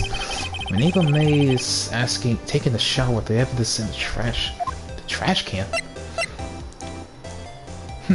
You know, it's about time I should take a look. Hey, that's a screwdriver stuck in the drawer. I wonder what's this side. Let's take a look. Hey! Whoa, Jesus! What are you doing? Gee. Oh, bad boy. You really should be around in other people's rooms now. You don't want to make me upset, would you?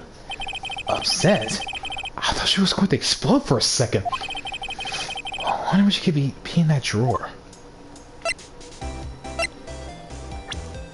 Do we got a profile? Yeah, we got a profile of him. Well, there he is.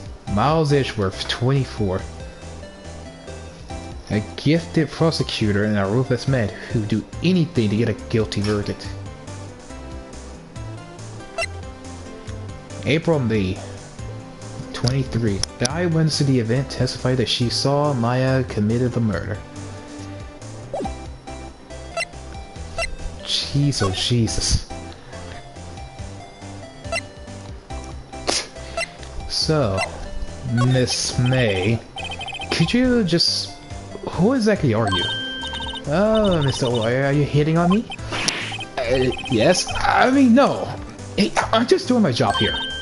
I'm just doing my job as a defense attorney. Just don't put your mind games on me now. You know, you're cute when you blush. Really? That, believe me, this is the first time in my life I've blushed this much. Ugh, you and me both, Phoenix? Me, you, Phoenix?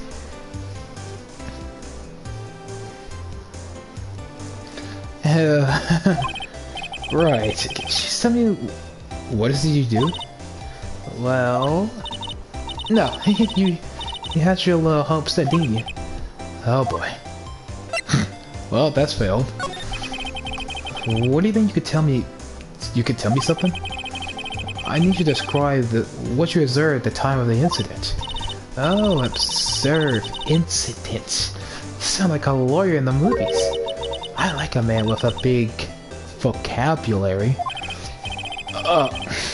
I better not encourage her on that. Well, you know that thing that occurred, happened the other day. The bad thing. What did you see, and what did you see when it happened? I don't suppose you could tell me about it. Pretty please? Let me see, well, dream on. If you want to know, you just have to come to court tomorrow, Mr. Lawyer. Oh boy. She's dodging all the questions. I see there are 2 glasses on the table. Is someone staying here with you? Oh, what an amazing power observation. You're one of those famous detectives like on television. Oh, no, not me. I'm just a lawyer. Say, Mr. Big Detective. Why you had to say it like that? Oh my god. Why don't you go look for clues in the garbage, Miss May doesn't like nosy little lawyers. Oh boy. Well, I can't really examine while you're still in here, so... Why did I show you my badge? What is that? She's a thoat. Wait, so she's a thoat. So she's... So you're basically calling her an esophagus. Take a look at my badge. You said throat, like she's an esophagus from your neck. Excuse me, but I'm a witness, police witness. You understand? How can I possibly give you any information that get conscious? Me, a witness, just like in the movies. Ugh, of course.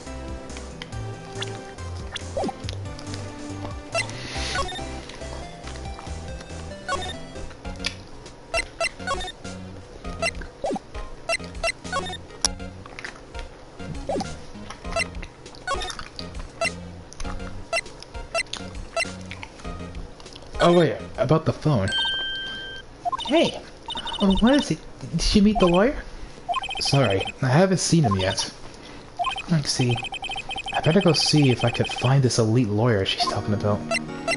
But first, what about the phone? Hey, I got your phone back. Oh, say, can I listen to my sister's voice? Sure. Maya's eyes closed as she listened to every word with such intensity. Before long, tears began to roll down her cheeks. Thank you. Sorry about that. Is this guy back yet? Seems like Mr. Girlbag is out. I should just wait for him to come back. Him! That wasn't the most over-the-top clearing of the throat I ever heard. Oh, there he is, the big... What the world? Oh, so you're the one who's been looking for me. Yes, that's me. He's looking even grander than I imagined. Well, the badge in your collar. Oh, so you're a lawyer, are you now? Yes, well, yes. What do you want? I'm not particularly busy these days. Please, proceed. Not busy? How come no one can in touch with you? Something the matter? You came to see the one and only Marvin Grossberg, did you not? Well, here I am, boy. What do you want? What with it? Well, sir, actually, it's about Maya. Maya Fey. Oh, yes, Maya Fey. Go on. I had a strange reaction. I'm really quite busy here, son. I can't go taking cases on a day's notice. No, it's quite impossible. Wait a second. How do you know the trial was tomorrow? Anyway, I'm afraid it's entirely impossible for me to represent her. Sorry, end of discussion. What's going on? He refused before I even get a chance to ask him. What did I tell Maya? Okay. How can you just refuse something like that? Please, tell me what you want to take the case. Well, it's just... I'm busy, you see. But the client is Mia Faye's sister. Mia trusted you.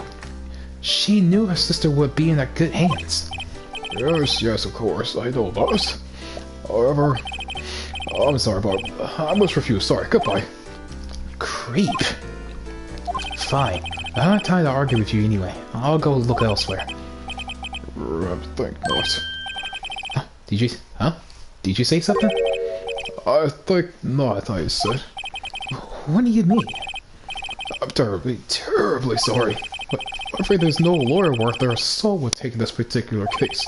Terribly sorry, my boy. Why? I cannot say. I beg your pardon, but could you just leave now? I have nothing more to discuss with you. What's going on here? How did you know Mia Faye? She worked here a long time ago.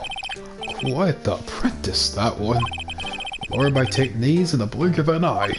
She left one day, and quite suddenly, she had a mission, you see. A mission?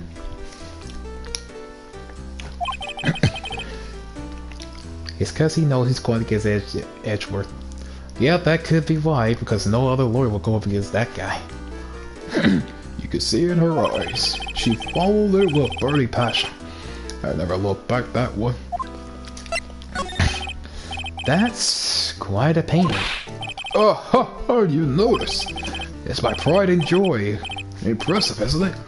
Well, isn't it? The color of the sky, the hue of the sea, the wave of a straw hat. It's worth at least 3 million. I have no intention of parting with it, you see, of course. No, I won't sell it, not even to you. I wasn't interested. It's not for sale. I'm not buying. Jeez.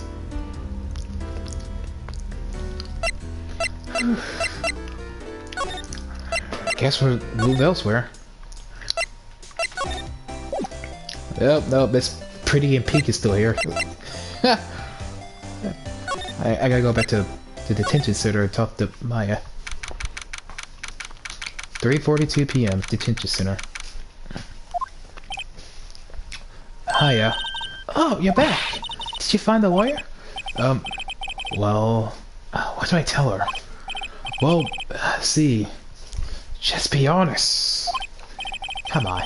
I really don't think you should use that guy. He did seem healthy. He was all skin and bones. What really happened? You don't mean he refused to help? I see. I've been abandoned then. Oh, Maya, you're not abandoned. Don't say that. What about your family? I only had my sister. My father died when I was very young, and I don't know where my mother is. Don't know? So she could still be alive. The women in my family as mediums for generations. They see a lot of spiritual power runs in our blood. About 15 years ago, our family was involved in a incident. 15 years ago? And you're 17. So you're about as a little infant back then. Barely can remember. There was a man and he ruined our mother's life. Ruined? After that, she disappeared. Several years after that, my sister announced that she would become a lawyer, and she left the mountain. So, you live by yourself. Yes, I got used to it. Oh, and also, I had to become an independent, or I would lose my powers. I felt bad for her. All by herself up in that mountain? So, who was this man? Who, ruined your mother? About 15 years ago, that was an unusual murder case. It made quite a stir everyone was talking about, apparently. The police were running out of the leads and they were getting desperate. Wait. They didn't use the spirit medium, did they? Police convinced my mother to contact the victim. Wow, so what happened? The case was solved. We thought. You thought? The man my mother helped the police capture was innocent. The police consultation with the medium had all been carried out in secret, of course. But a man found out about it leaked into the press. He told all the papers that my mother was fraud, and the media jumped into the big time. My mother became the laughing stock of the nation. I see. What? Excuse me? White? That was his name. My sister told me. White. Just a little longer now before the state-appointed lawyer comes, I guess. 4 p.m. Time's up. What should I do? Do I just leave her here or go home? I made up my mind. I'm going to defend you whether you want me to or not. Why? Why? Because... well... no one is as sad as the person without any friends. And I know, I've been there. A long time ago. Oh, it's little Phoenix Wright. But he was crying. Oh.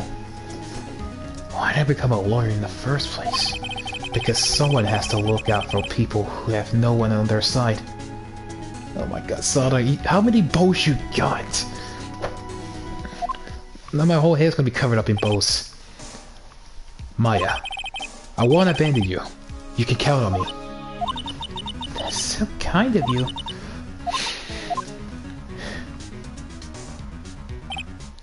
Well, let's fight this one and get you out of here. Right. Enough? You have enough bows? Phew, she smiled at least. Well, it's like an entirely different person. One last question. You are innocent, right? Yes, and I trust you. So you trust me too, okay? It's a deal. So, what next?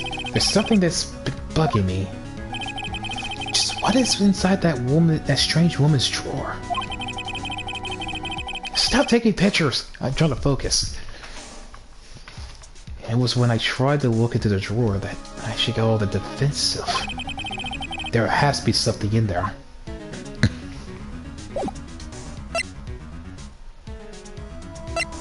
Oh god, oh god, stream, help me. I've been taken over by two of my favorite people. One's standing on my shoulder, one's taking pictures of me. Whoa, who are you? Good afternoon, sir. Excuse me, you are? Ah, I beg your pardon, sir. I am the bellboy of the establishment at your service, sir. Oh, right. I just came up to deliver room service, sir. Do you know where Miss May may be? Oh, I believe our guest May is currently using the, facilities.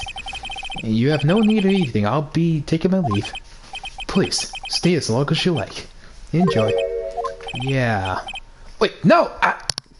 Hey! Oh. Why does it seem like every time I come here, I end up embarrassing myself?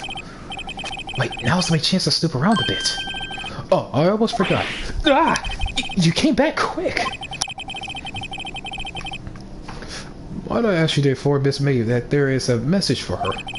Please tell her that Mr. White, a Blue Corp phoned. Oh, right, sure.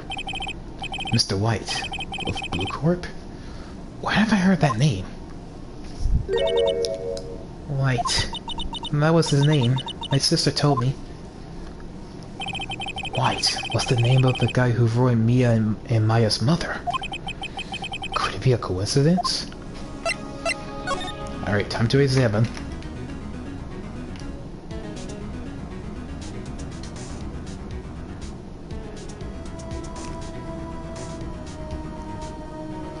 Oh, I wouldn't say that easy.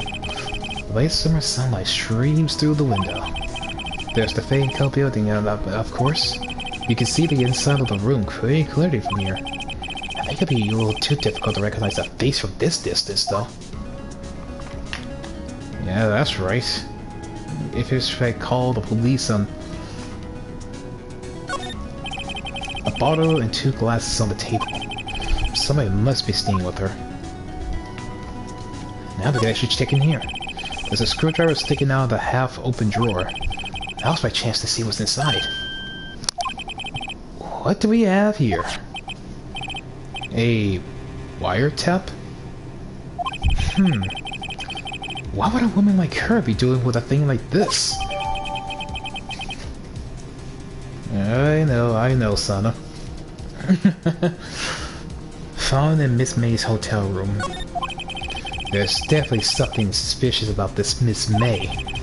Why would she have something like this in her hotel room? There's a story behind all this, I know it.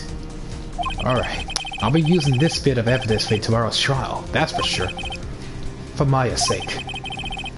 I'll get to this woman's bottom. You know what I mean. Oh, bellboy, you still there? Uh-oh, time to scram. Well, I look forward to tingoing with you tomorrow, Miss May. In court. Oh, to be continue? Oh, well, that took longer than I thought.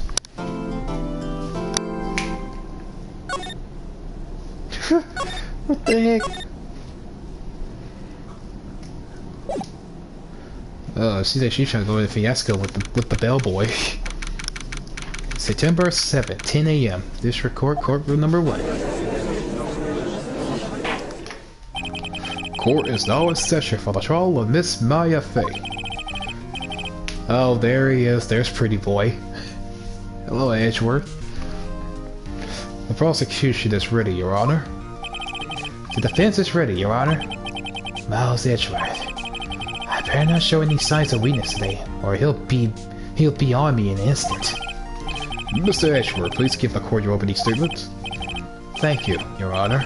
The defendant, Miss Maya Fay, was at the scene of the crime. The prosecution has evidence that she committed this murder, and we have a witness who saw her do it. The prosecutor sees no reason to doubt the facts of this case, Your Honor. I see. Thank you, Mr. Edgeworth. Let's begin then. If we may call our first witness, Your Honor. The prosecution calls the Chief Officer of the Sea, Detective Gumshoe.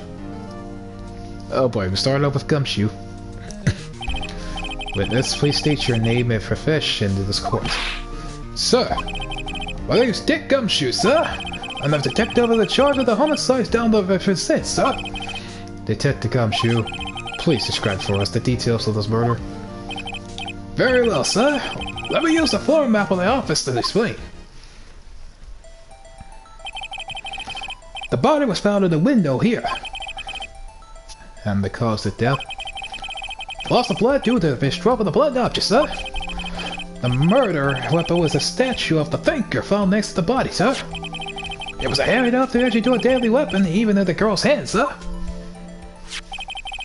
The court accepts this statue as evidence. They're still calling it a statue? Well, we're still keeping it. And we're going to actually use this floor plan just a little bit soon with this. Now, Detective. Yes, sir? You immediately arrested Miss Maya Fay, who found the scene, correct? Can you tell me why? Yes, sir. I have already evidence she did it, sir. Detective Gumshoe, please testify to court about this hard evidence. Alright, let's see what you gotta say, Gumshoe. As soon as the phone call came in, I rushed to the scene. There was 2 people there already. The defendant, Miss Maya Fay, and the lawyer, Mr. Phoenix Wright. I immediately arrested Miss Maya Fay. Why? We have a witness account describing her. The witness saw Miss Maya Fey at the very moment of the murder. The very moment you say. Very well, Mr. Wright, you may begin your cross-examination. Yes, sir, Your Honor. Cross-examination? Examine what? I can see a single contradiction in that testimony. Hey, Maya. Maya just threw something at me. What's this? When my sister couldn't find any contradictions in the witness testimony, she would bluff it and press the witness on every detail. The witness always slips up and says something wrong. It works a lot of times. Huh. I should have expected that Maya was doing some of her sister's tricks. Alright, let's give this a try. Something the matter? No, Your Honor.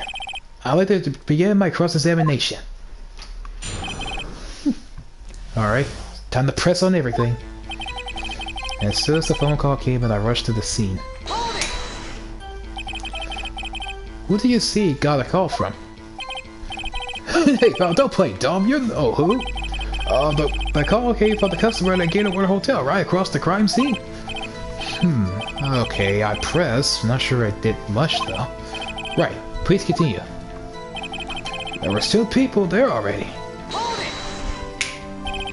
Detective Gumshoe, how long would you say it took between you receiving the call and your arrival to the scene of the crime?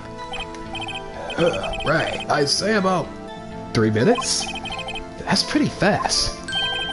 Our motto is this place, quick response. That's how I got there before the killer got away. Indeed. So, tell us who the 2 people you followed the scene were. Yes, sir.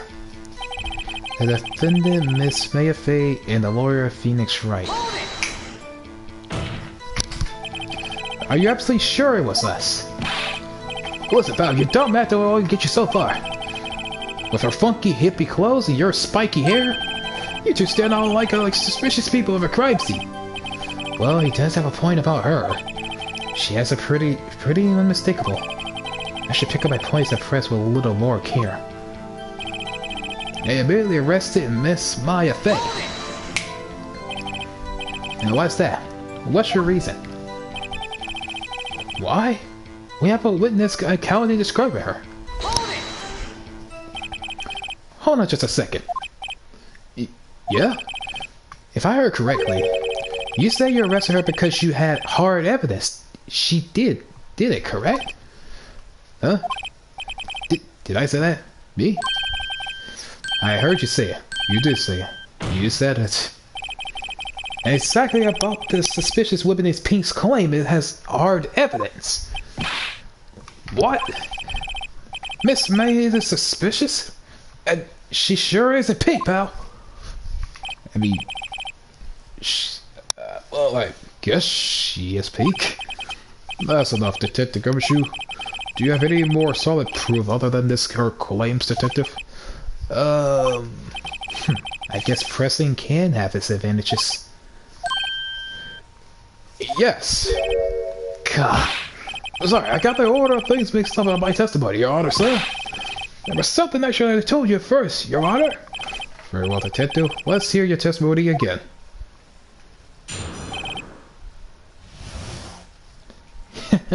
There we go. Now we got this hard evidence. After securing the suspect, I examined the scene of the crime with my own eyes. And I found a memo written on a piece of paper next to the victim's body. On it, the word Maya was written clearly in blood. Lab test results showed that the blood was the victim's. Also, there's a blood found under the victim's finger. Before she died, the victim wrote her that killer's name.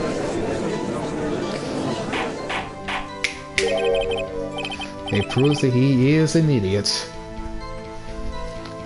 How you like that? That's my hard evidence. Before we begin cross-examination, I have a question for you, Detective. Your Honor, why did you testify to your vital piece of evidence the first time? I know, I'm a real embarrassed I forgot about that, Your Honor, sir. Try to be more careful. Very well, the defense may begin this cross-examination. Let's do this. Let's press on this stuff and then we can find anything to get on. Actually, hold on. I need to look at this stuff again. Her autopsy was time of death for the September 5th at 9 p.m. A single blunt force trauma. Death was instantaneous. My cell phone with that holes to her between the chief and Maya. Glass shards. The broken remains of the glass light stand broken beyond recognition. The murder weapon that looks like a statue is actually a clock made by Larry Butts. The wiretap they'll find in Miss May's hotel room. The apartment store receipt that the letter was written with the blood on the back. And the floor plan. Okay. After securing the suspect, I examined the scene of the crime with my own eyes. And did you find any evidence? No, don't chuck the gun on me, pal. Just listen, I'm getting the good part. I got a bad feeling about this. I found a memo written on a piece of paper next to the victim's body. Just because you found it next to the body doesn't mean the victim wrote it. Oh, then who wrote it? Who did write it, smarty pants? Who? Well, the killer. Anyone can see that. Huh. You say the killer wrote her own name? Buddy, please. She was framed. Well, there you go. Hold on. If that's the case, where's your evidence? No, don't shake your head at me, boyo. I guess that was a bit of a tall order for you. Those without evidence shouldn't open their mouths, Mr. Wright. Yeah, pal. Well, detective, tell us what the written on the memo you found. All that the word Maya was written clearly in blood. Well, I don't think I should press on that. Laptop's results show that the blood was the victim's. What kind of tests were they using again? Huh? What kind? Whoa. I heard they take the, what was the blood of the, goblins? Hobgoblin bobbin? I refuse to test one of the matter, pal. No expert on blood tests? Yes, that's quite clear. You may continue with your testimony. Thanks, pal. I mean, Your Honor, sir. Detective Gumshoe. Yeah? I'll look forward to your next evaluation. As should you. Oh. That was a mess. Right, where was I? Also, there was a blood found on the victim's finger. On the finger? Hold on. Which hand was the bloody finger, detective? The right hand. She was right-handed. Haha, nice try. Uh-oh, I guess it wasn't too hard to see what that was getting there. Before she died, the victim wrote the killer's blood. Wait a second.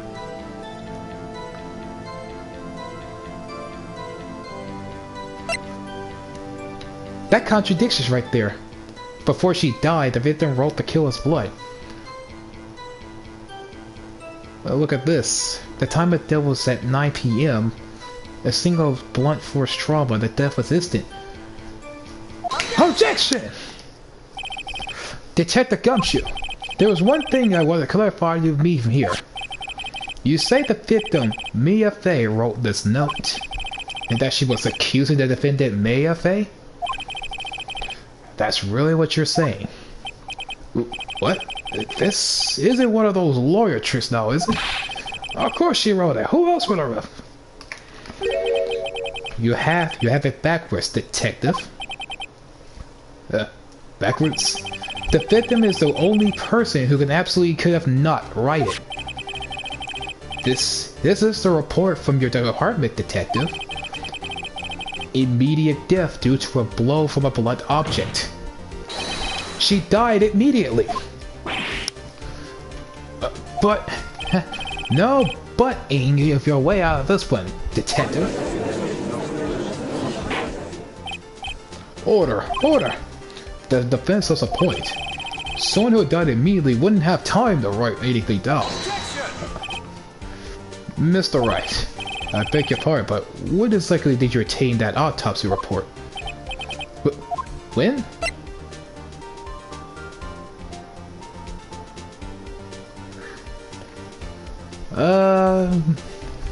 Well, I got it the day after the murder. It was the day after the murder. The prosecution point being... whack that finger. That autopsy report is outdated, Your Honor. What?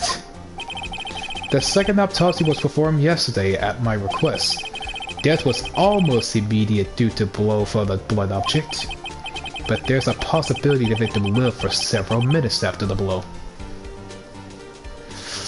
Oh, I can't... Sana, please, you're cosplaying me too much right now. But why cat ears and a cat tail? You're trying... I'm trying to be a defense attorney, not a cat attorney. Oh. No. I see what you're trying to do. I see what you're trying to do, Sana. That's not gonna work on me. Not become a cat attorney. I'm a defense attorney. I received these results this morning. No way! Your Honor, it's crazy to imagine that the victim did have time to write Maya. That is all. I see. Damn you, Edgeworth. 17. Remember, he said her body heat was still warm before it faded. Oh, that's right. Wright did say that. Her body was still warm before she died, and then she became cold. So, it actually could still happen. I should have known you said something up your sleeve. Why, Mr. Wright? You look shocked. Something you want to say?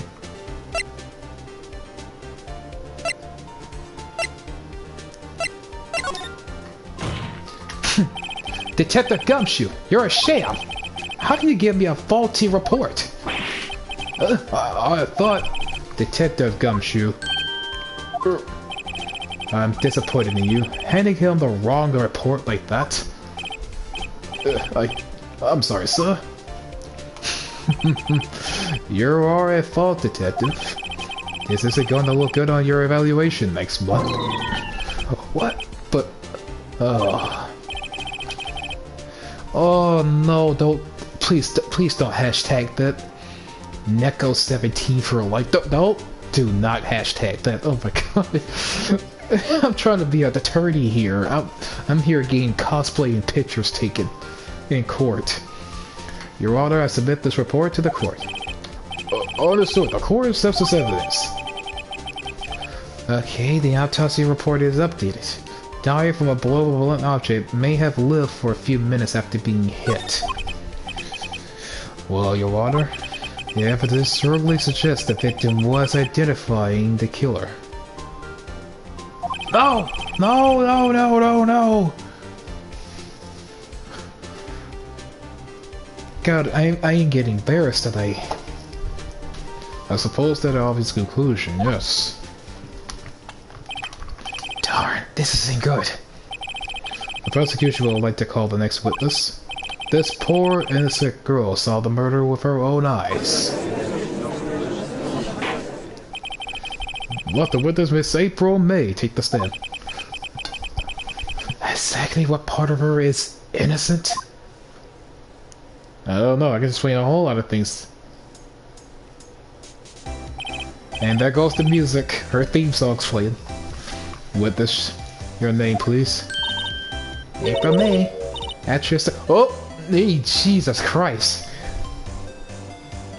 Are you trying to seduce me? Woman, this is a court of law. You do not do that for a distraction here. I mean, huh. Is she really standing? Is she really standing like that behind the freaking the bailiff thing? Order. An introduction should not require any reaction from the crowd. The window will refrain from one team winking.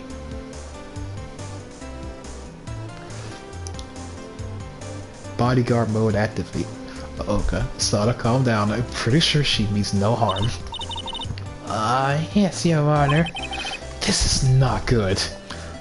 Yeah, you're telling me, right? She's gonna persuade her way to the judge to get off scot-free from this.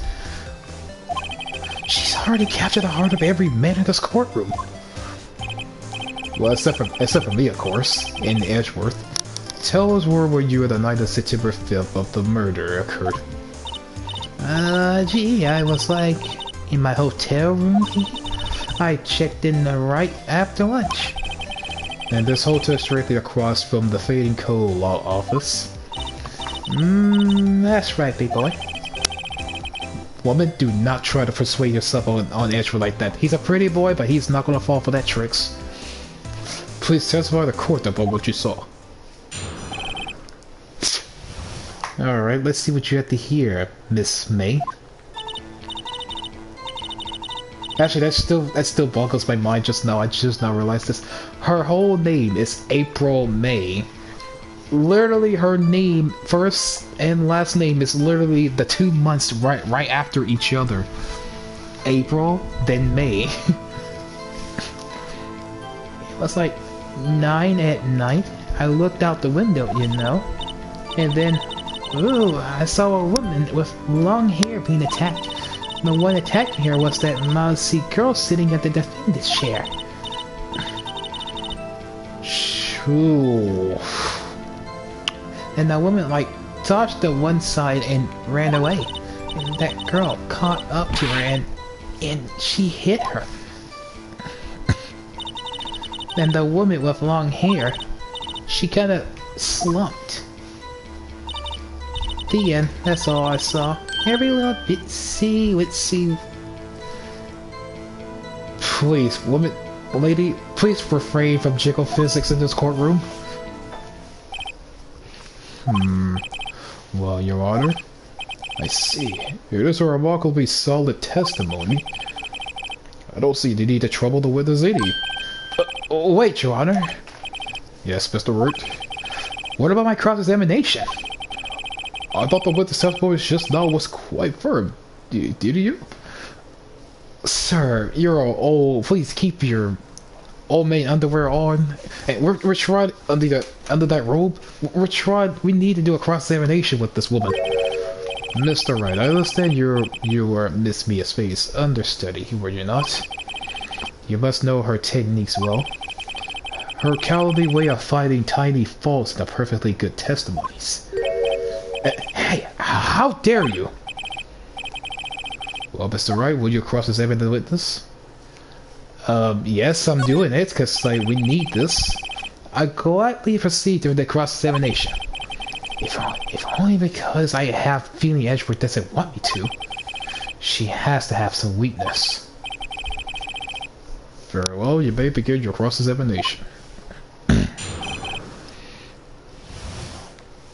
Okay. It was like 9 o'clock at night. I looked out the window, you know? Why'd you do that? Huh? Why? Like, why what? Why did you look out the window? Were you expecting to see something? Oh, well, gee. What, that's it? You can't get out of the question that easily. I sort of, you know... Woman, you're not trying to persuade me with those jiggle fixes. Stop it. I had a feeling. Well, I have a feeling she's trying to avoid the question. Maybe I should press a little harder on this one. Let's see how far I can run with this. Sure, you must have a reason to look out your window at this time of night. Oh, jeez, what? You were spot a little bit too hard there, Miss April. What you ejected, boy? Mr. Wright, I will not have you badgering my witness. Badgering? You insist on kneeling her with trivial questions. I really don't think this should be allowed.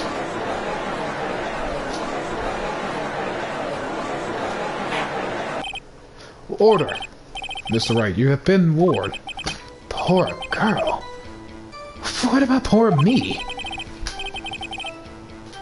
You looked out the window. What do you see next?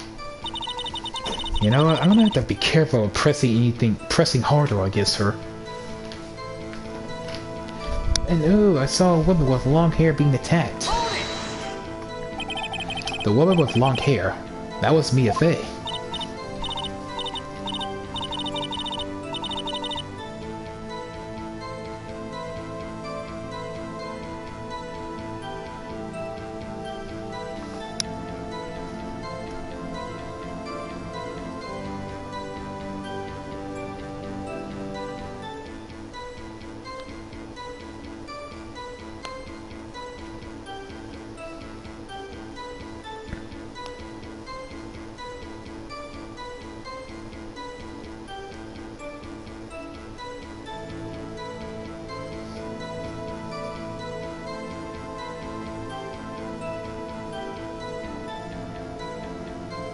Wait, hold on.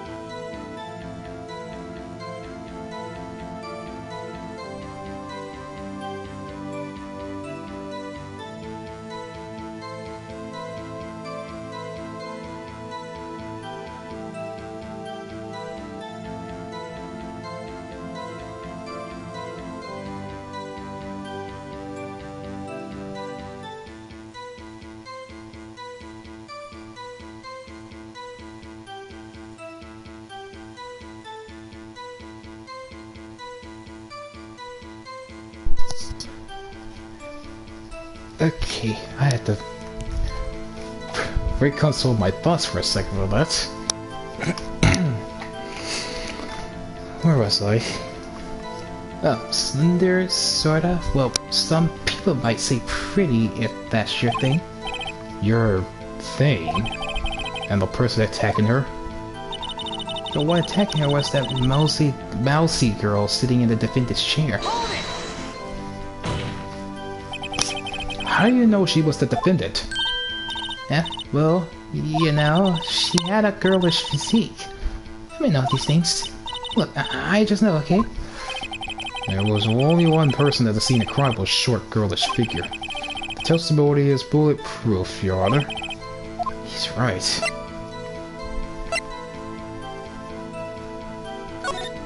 Her testimony certainly does make sense. You know, and the court keeps siding with her. Me better not press too hard on this one. So then, tell us what happened to the victim. And the woman was like dodged to one side and ran away. She dodged? Dodged what? Well, the attack? Please continue your testimony. But that girl, she caught up to her and she hit her. That's it? Nothing really jumps out of the contradictions. There's gotta be something somewhere.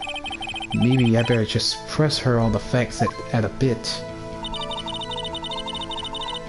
Okay, I already know about that one.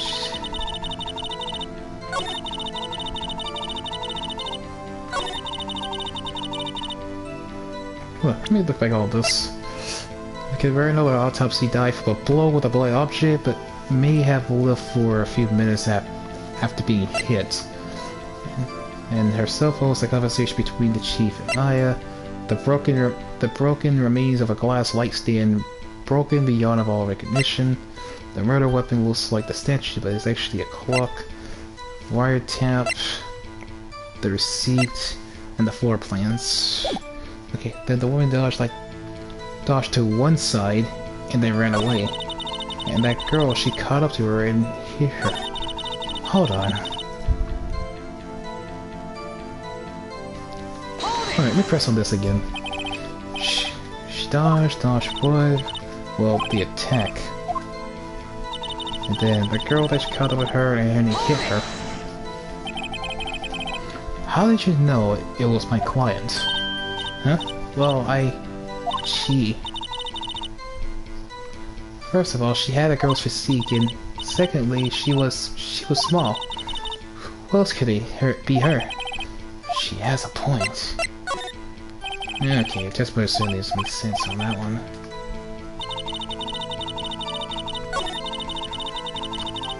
But Dashi, you're right about that. The floor plans.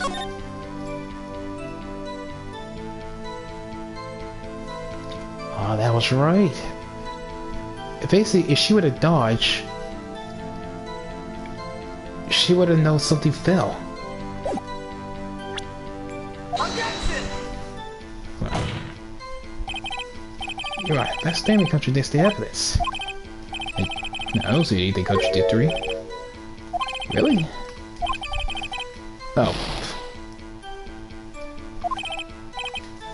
Well, that didn't go well. Huh.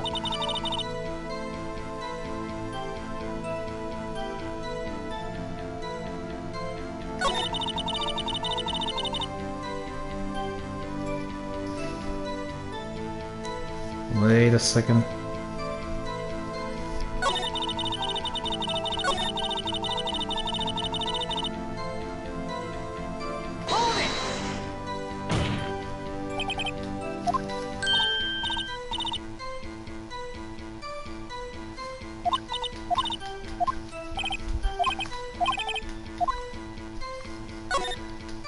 I saw about that one.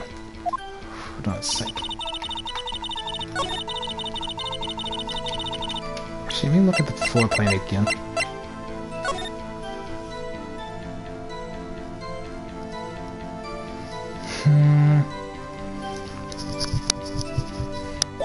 Something there.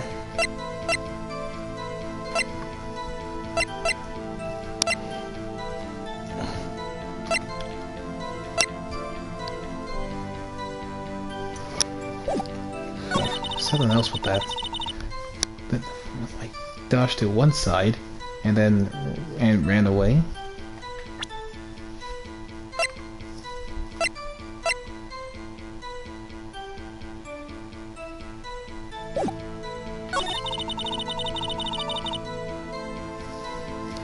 Something.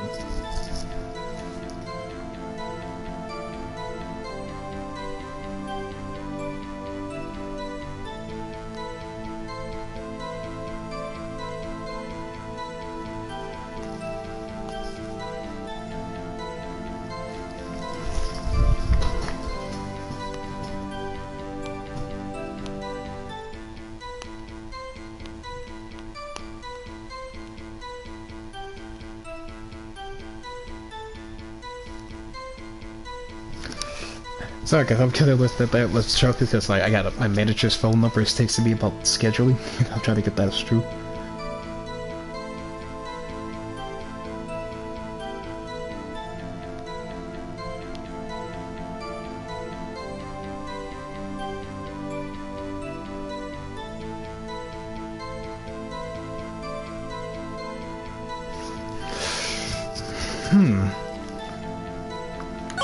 Alright.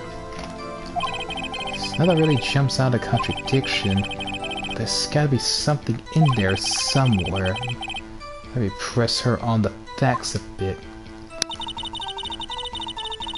Okay, now about that one.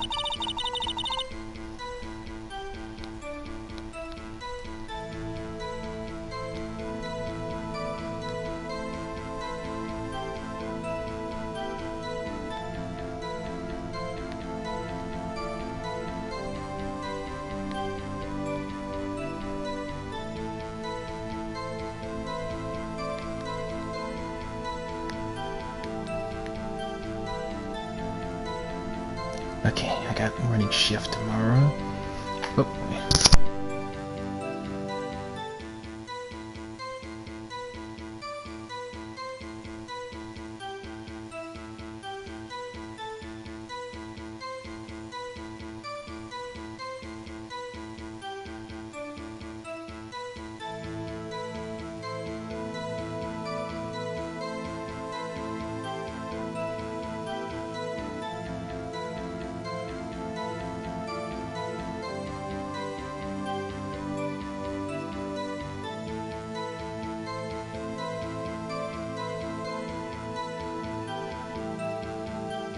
Okay, I'm actually thinking again, still thinking.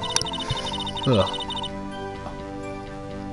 No, I am not getting distracted. I'm trying to think of everything that contradict her, which words to contradict it, and which evidence to use. I'm not distracted because of her. I'm not. That's what you're thinking, because you guys like to be ninjas, and Snoop ought to be like that.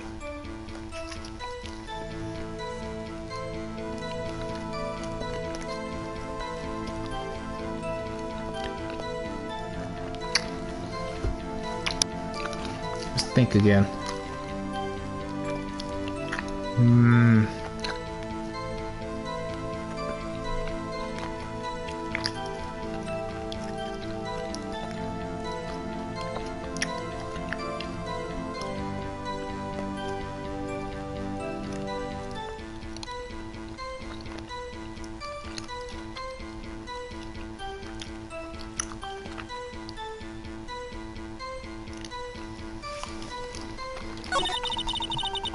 You know what? I think I should actually... on here, like... something didn't add up. Hold on. What about the client? Because, like... It's questioning me about this, that I want to press on harder with this statement here. Because, like, if she can see from the window if sees Mia... but how can she be for sure that she sees Maya's physique?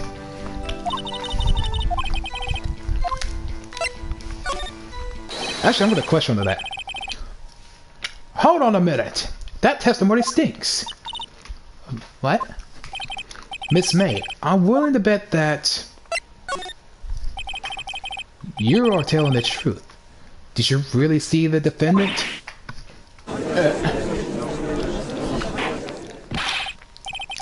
Mr. Wright, what's the meaning of this?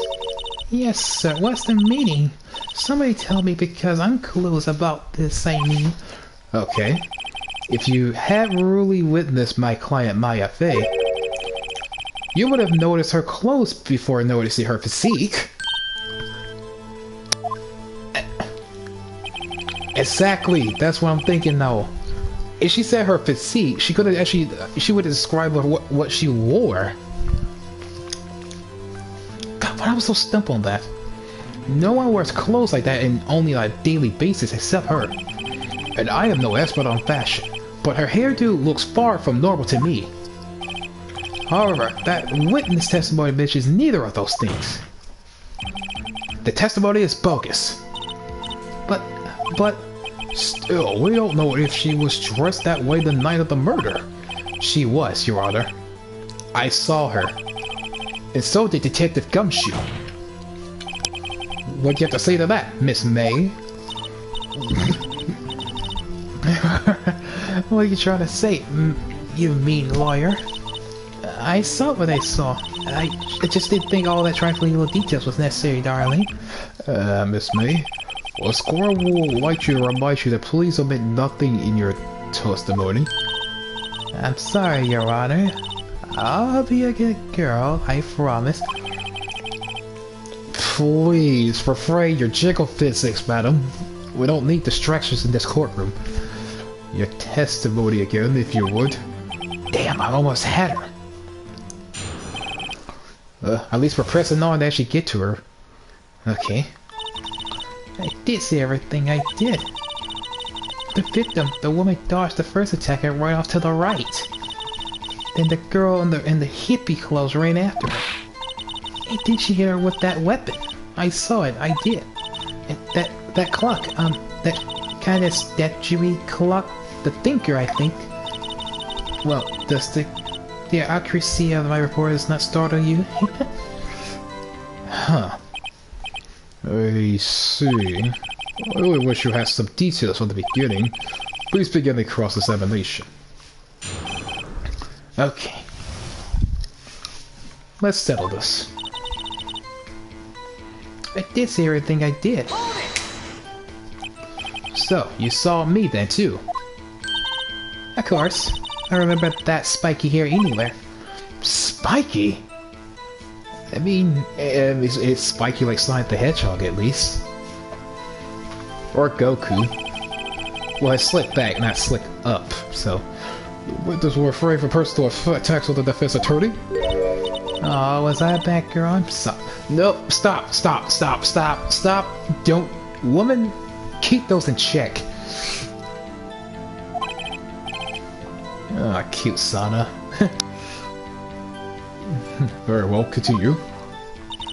The victim, the woman that dodged the first attacker, ran off to the right. Is that right, as in your right, or as you look from the hotel? Which hand do I hold my knife again? Right. It was my right hand, right? Satisfied, Mr. Wright. Please continue. Then the girl in the hippie clothes ran after her. It's cute. How convenient for you to remember her hippie clothes. That's what that's what she was wearing. Oh, and her hair was done up like a bun. What happened then? And she hit her with that weapon I saw. I saw it, I did. Where did that weapon come from? She picked it up on the desk. I see. What sort of weapon was it? That clock, that kind of statuary clock, I think. The thinker, I think. Oh, I'm gonna press you on that one. Clock? Didn't this come up in another testimony recently? Well, don't look so sour, Mr. Lawyer. You can't win them all. No, but I have a feeling I'm on to something now. Yeah, that...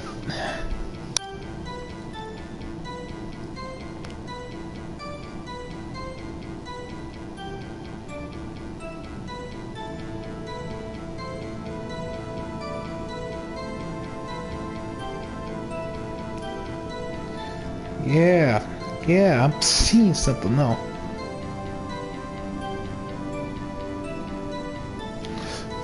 Aha! I knew it! Miss May! What you said just now is quite revealing. Revealing? Oh, you like that, wouldn't you, naughty Mr. Lord? No. Not that type of revealing. I meant the evidence revealing. You just said the statue of the thinker was a clock. But that's no way of knowing that just by looking at it. Another person in much the same position as you recently called this a clock, too. And he was found guilty of murder. Order. Miss May, can you explain how you know this was a clock? Oh, Objection! Of course you called it. The witness saw the murder with her own eyes. That's all important here. The defense is trying to confuse the issue with trivial concerns. Yes, of course. You will withdraw your question, Mr. Wright. Objection! I object to this court! The question is all I have, Your Honor. And you have to make a call. I caught murderers with these questions before. Sana, you're distracting me with my work. You, please.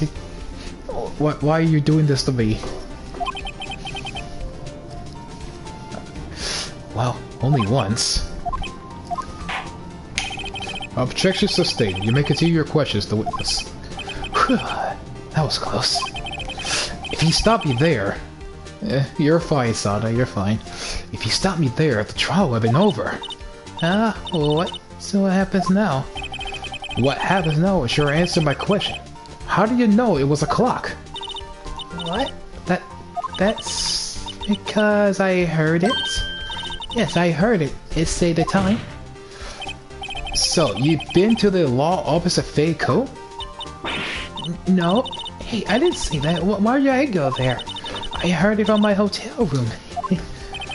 The law office of Fei Co where the murder took place is very close to the hotel. She could easily hear the clock. Well, Mr. Wright, are you satisfied? Nope. No, Your Honor. I can't give up now. I'm not satisfied because... it couldn't have rung. Your Honor, the members of the court... it is inconceivable that the clock is the question rang.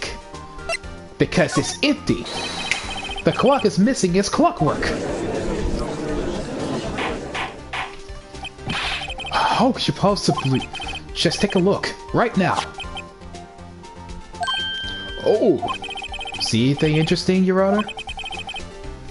It is what the defense says. This clock is missing its clockwork. It's quite empty. So now how would you know they would have rung by your hotel window? April, May. Mr. Wright, would you care to explain to the court the meaning of this? It is as you can see. The clock was empty. It couldn't have rung. And therefore, this witness is a big fat liar. Fat? Well, Miss May, what would you crack on that finger for? Tisk, tisk. Quite a show you put on for us, Mr. Wright. He knew the clock was empty. Somehow, he knew. I'm afraid you've forgotten one thing, however. Indeed, the clock was empty. As you say, it can't ring. However, you must ask, why was the clock removed? If it was after the witness heard the clock, then there is no contradiction. Oh, that's true. That is a possibility. The clock might have been emptied after she heard it. And that is exactly what happened, Your Honor. Well, Mr. Wright, can you prove when the clock was removed? Impossible, of course. I have proof. What? After Larry's case. Wasn't it you who told me proof is everything? Well, I was listening. And now I'll show you the proof you like so much. The evidence that proved that the clock was removed is...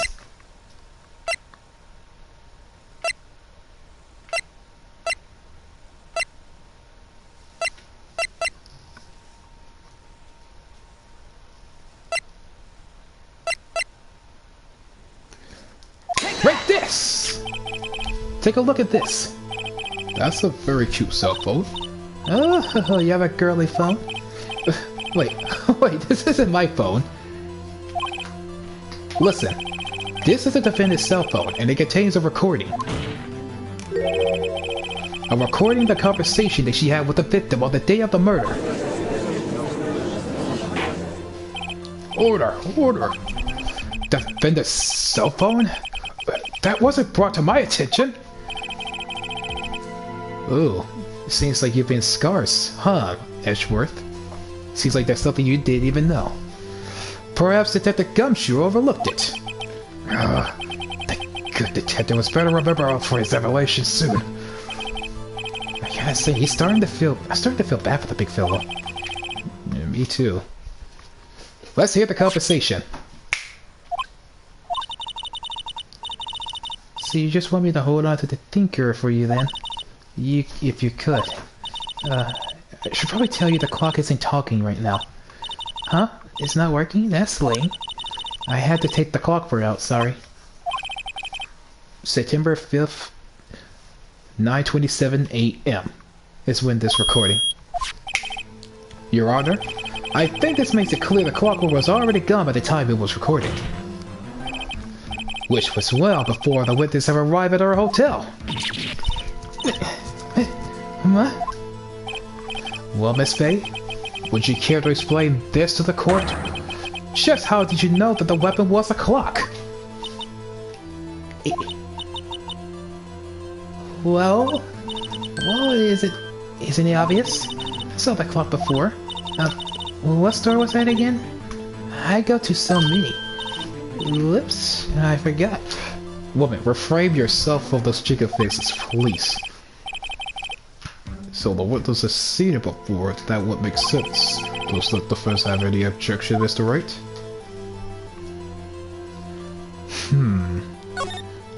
I'm pretty sure the witness claimed that she had seen it before. But this is directly contradicts a piece of evidence already submitted to this court. Well, let's see it. Perhaps reduce this evidence to prove that witness had not seen the clock before?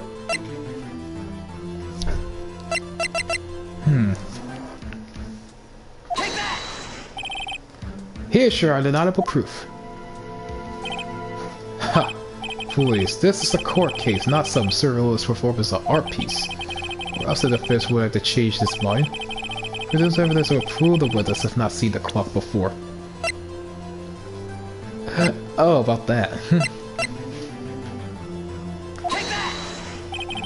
It's simple. This clock was never in any store at all. Ever. What? A friend of mine made that clock.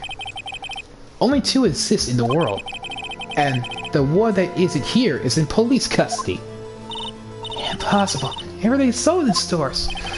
Miss May, I think it's high time you went shopping for a better excuse. Good one, Phoenix. Oh, excuse is not on sale today? Oh.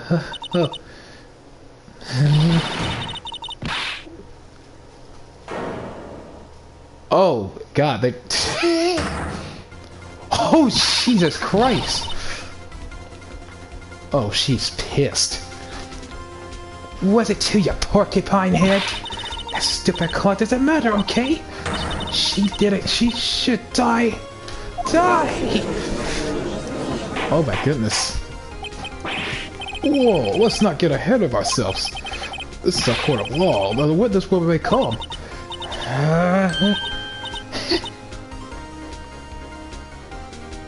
Oh, Jesus. She need a fucking whole new bra for that one. That bra snapped. Oh. Silly me. Did I, lose it? I guess I did. Scary. Miss May, let me ask. Tell me, how did you know the weapon was a clock? Oh, she's very pissed now. She's not even looking. Oh, dear.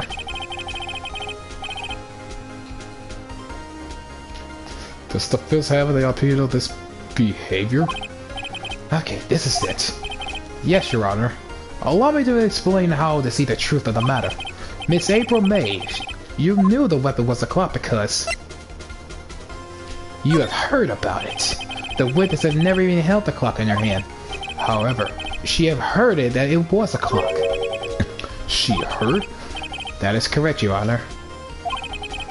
There was no other way that she could have known the thinker was a clock. And I can show you the proof.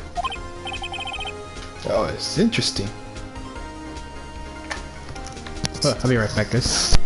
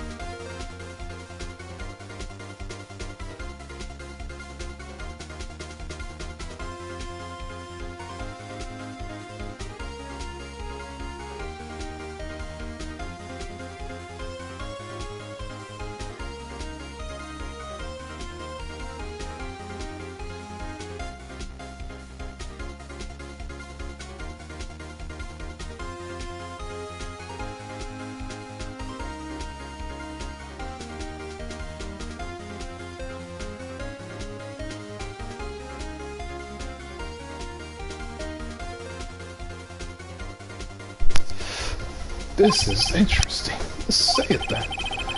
Sorry about that. I had a phone call from my, family. Showing the evidence that the witness have heard the murder weapon was a clock. Yeah. It was wiretapped. This is where we're gonna use the wiretap. Have a look at this. Oh, that... I found this in Miss May's room.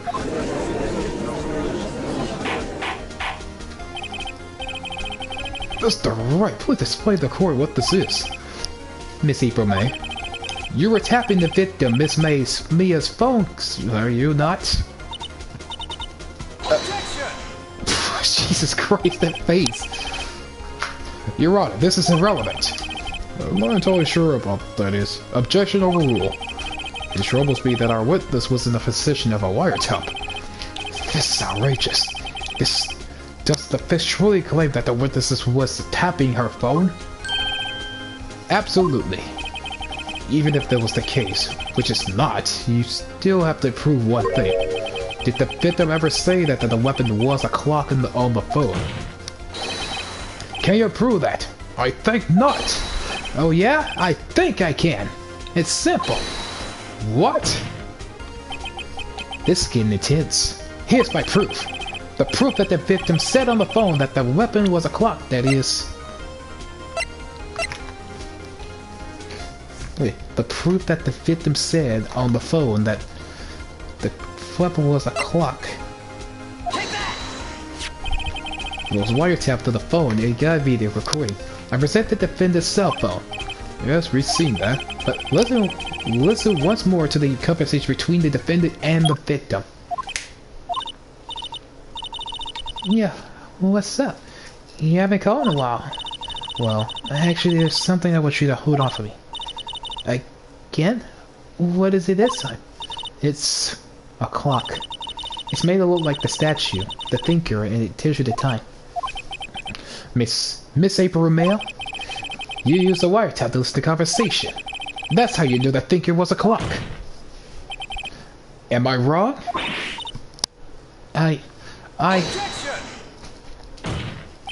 Okay, what are you objecting this time? Your Honor, this is ridiculous. Your Honor, look at the witness' face. Does she seem abused to you? The defense demands an answer.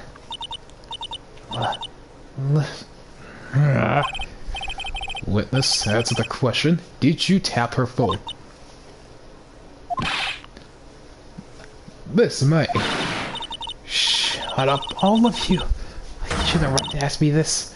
You lawyer?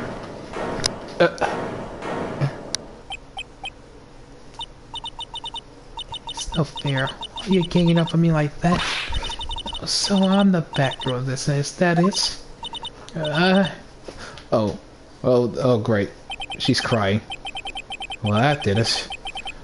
The court sees the real Miss April May now. Now to deal with the final blow.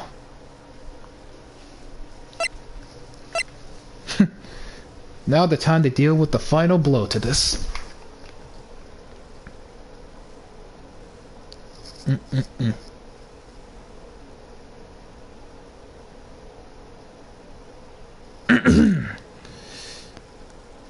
You did it, didn't you? Why the wiretap?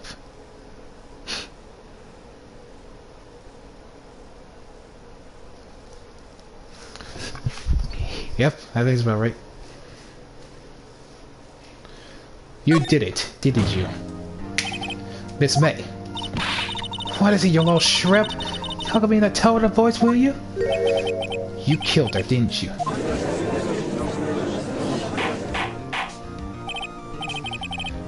There will be an order. What? I could possibly say that. Are you mad? All I did was a little wiretapping. Oops. So you admit you have tapped her phone. Wait. I didn't do anything bad like murder. I'm a good girl. Really?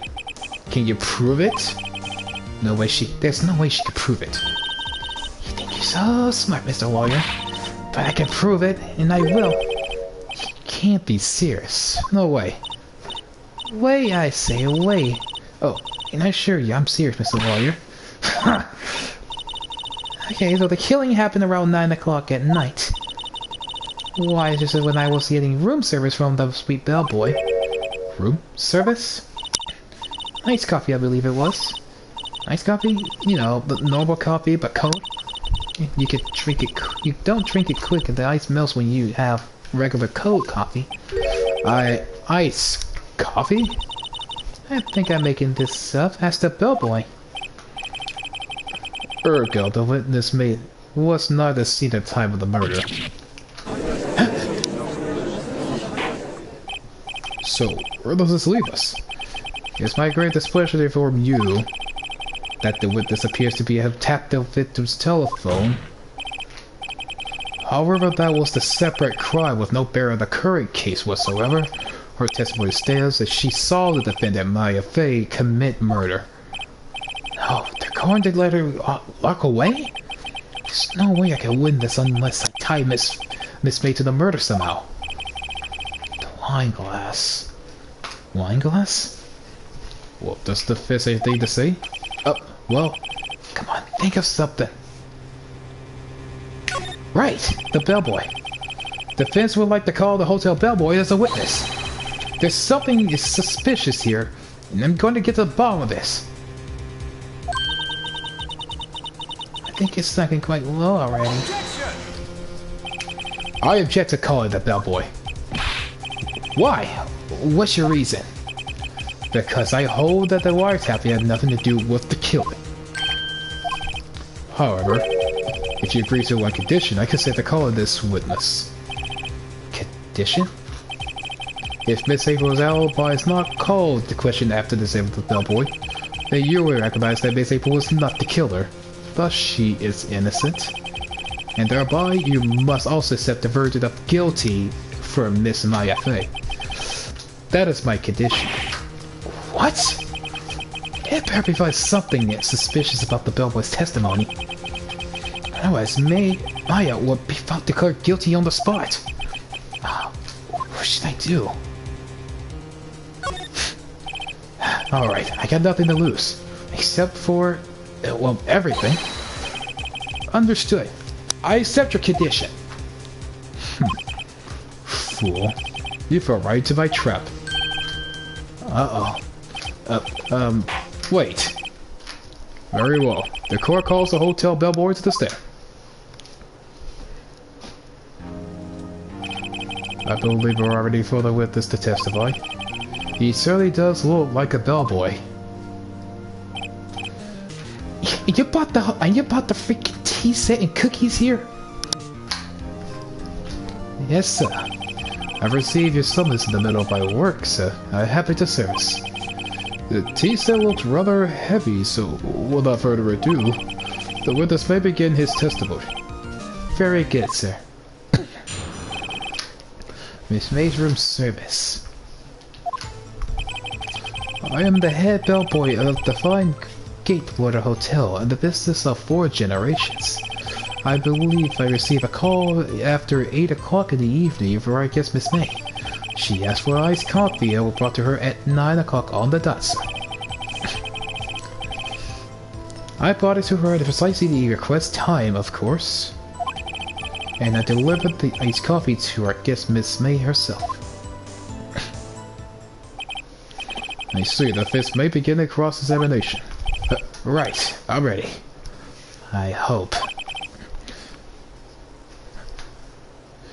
This is it. If I could prove Miss May was involved with the murder now, Maya might be finished.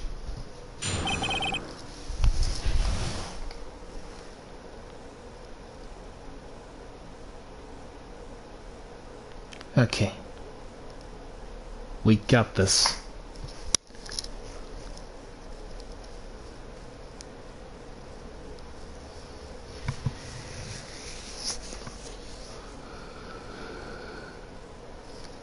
I just have to tell you all if you're okay with you guys. What is a Bakoda?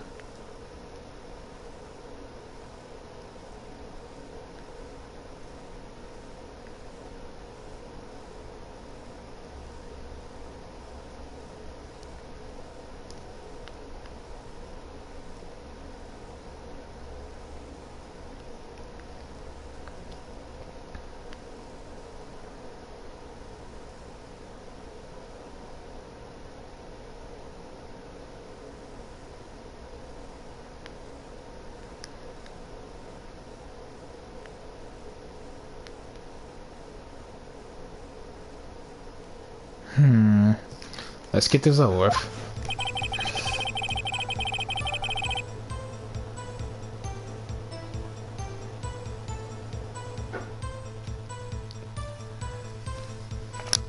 Well, I'm not accounting for anything that's been said here.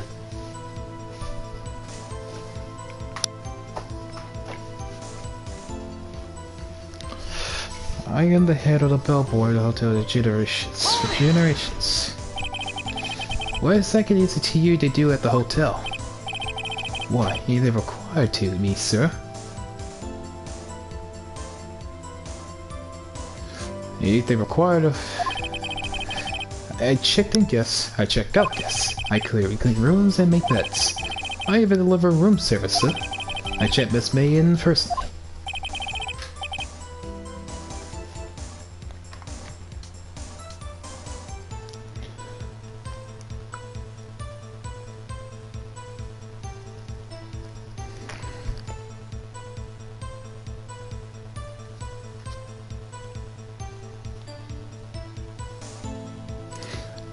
You're always so prim.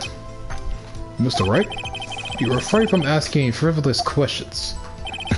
I believe I received a call after 8 in the evening from our guest Miss May. Are you sure it was Miss May on the phone? Absolutely, sir. How could you be so certain? I checked Miss May in personally, sir.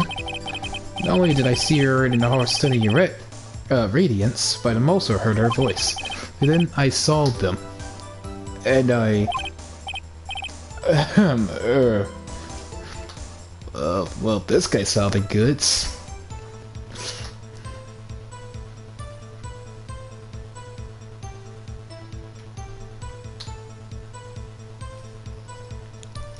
I'm leaving the server, so I won't bother anyone anymore. Thank you for the adventure, and may peace be with you all. Huh? That's just confused the hell out of me just now.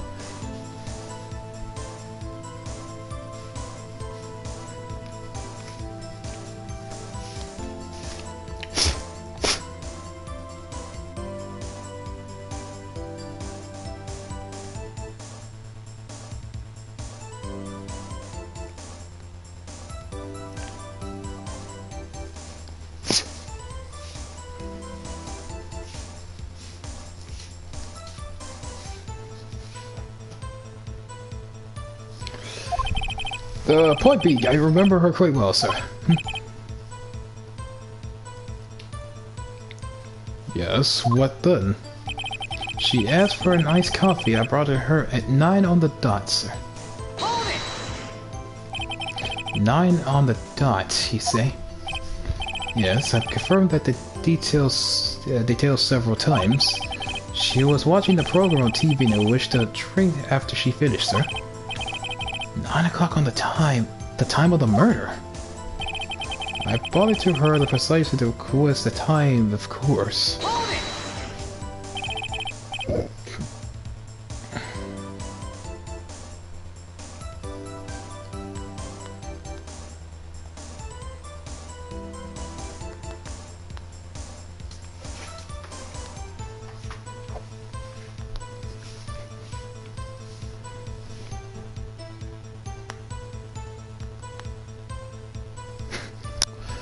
Precisely 9 o'clock, then. Precisely, exactly. And most definitely, sir, 9 o'clock p.m. How can you be so sure?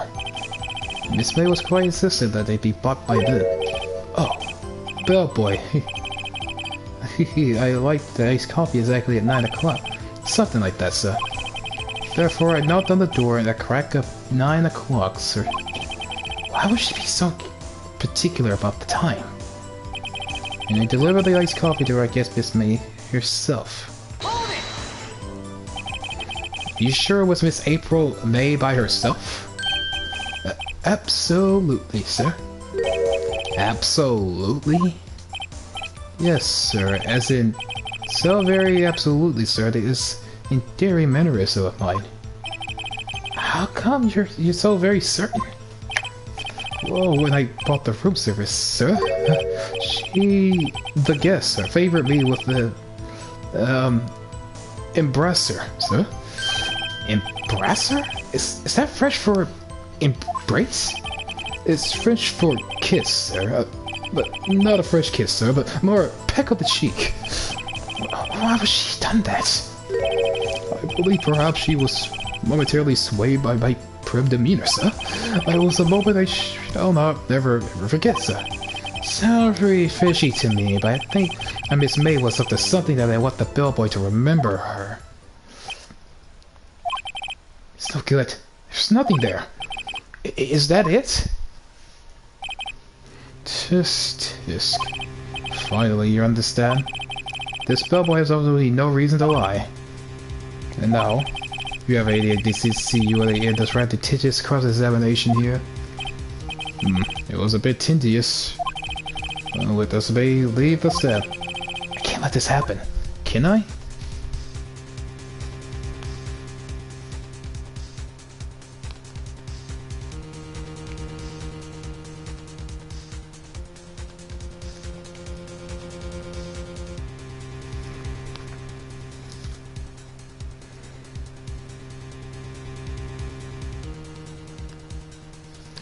Should I protest and give up on this?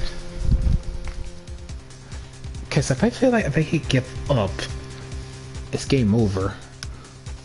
But if I hit protest, there might be more. Wait, hold on a second.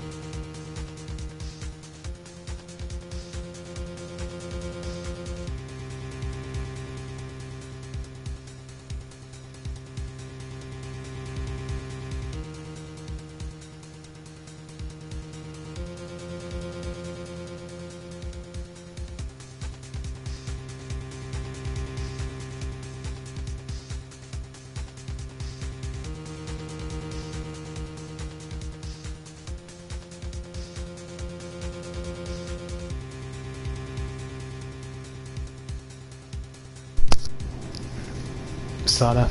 I understand how it feels just now when he said that. I saw it too. I don't know why. I don't get it, but in the end, that's his choice. And I don't know what to say. I guess I know you just came back for your break after everything was okay and dandy, but I didn't really expect it myself either. I'm sorry. I'm sorry I experienced that when he said.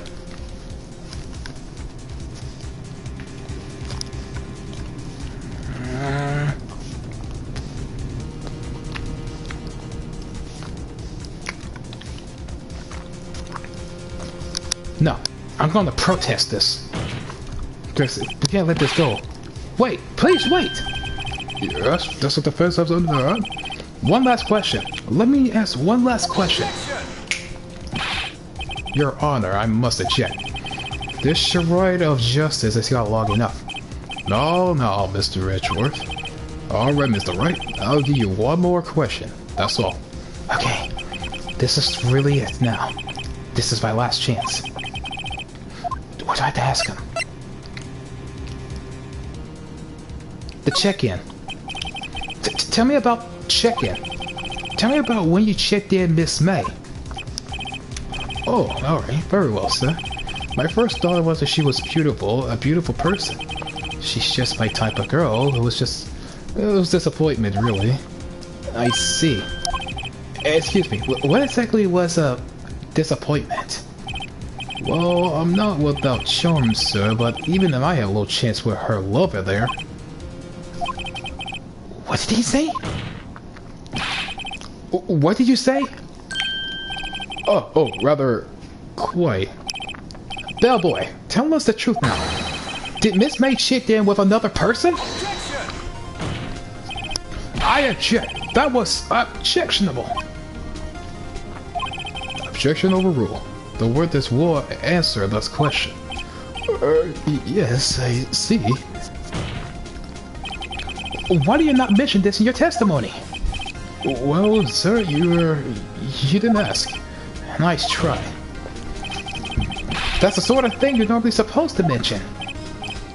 Yes, quite, indeed. It was the good barrister there, Mr. Edgeworth, who...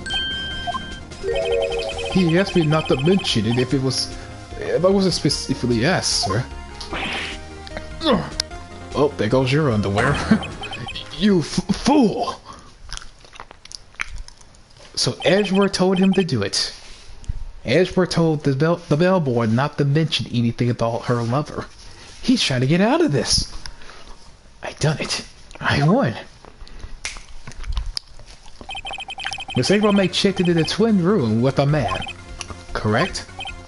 Yes, sir. And then, when you brought the room service, you didn't see that man in the room? That's right, sir. Your Honor, we just have learned of another person involved who may have been the murderer. In the light of this new fact, I hold this impossible to judge the defendant. Would you agree, Mr. Edgeworth? And who, Mr. Wright? Who is this other person? Simple. It was the man who checked in with Miss May. Oh, there goes another pair.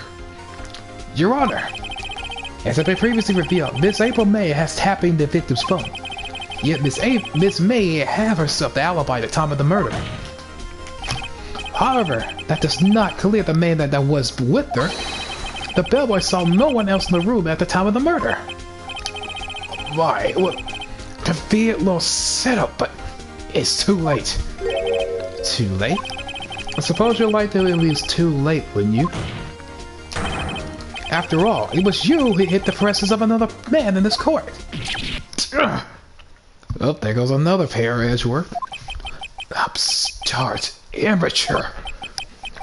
These accusations are ludicrous. Enough. The court acknowledges the defense's argument. I expect the prosecution and the defense look into this matter fully. Am I understood? Yes. Yes, Your Honor. That's all today for the trial of Malafay. Court is adjourned. Oh yeah, we got this. September 7th, 2:24 p.m. District Court. Mr. Wright, you're amazing in there. Really? I think I might be your newest fan. Oh, I was just doing my job, you know? Then again, the other attorney was pretty cool too. Huh? That face of his with his eyes wide and trembling lips? It shivers up my spine. If you say so. So what happens with me? Do I get to go home now? Well... No, I don't think so. Not yet. Oh, I see. But I got a great lead into today's trial. A lead? That man with Miss May. He's the key. Oh, I get it. What happened to Miss May after that? Anyway. I heard they arrest her. I guess she's learning her charge won't work anywhere. She's probably at the detention center now. I may have to go down there later. Anyway, this case is far from close.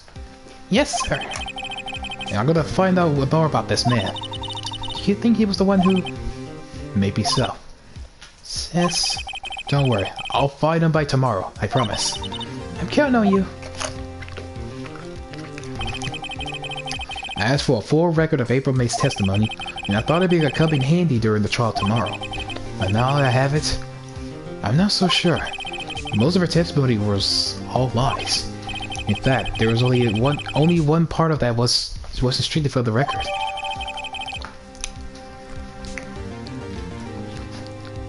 The testimony where she says the victim dodged an attack and ran into the Wrights, but she was caught and struck.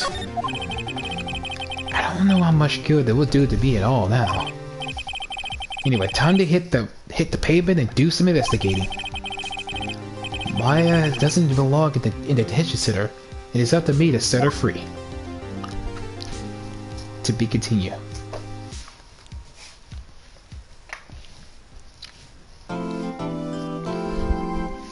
Oof. Save progress? No, not right now.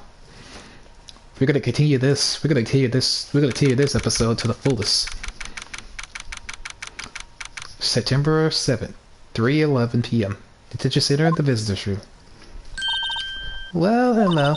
I didn't expect anyone to visit me in such a dank place like this. It's really quite moving. Not, you stinking lawyer. I hope you die. I hope you come to laugh. Yes, laugh at the fallen Miss May. No, not really. There's something I want to ask. Unfortunately, there's nothing I want to be asked. Haven't you done quite enough questioning, you spiky head? Here we go again. Please, you're scaring the security guard. Scaring him? He looks... Look at him. He doesn't even look at all scared. He's just standing there. So, what is your wish to ask me then, huh? For starters, how did you get me so totally whacked?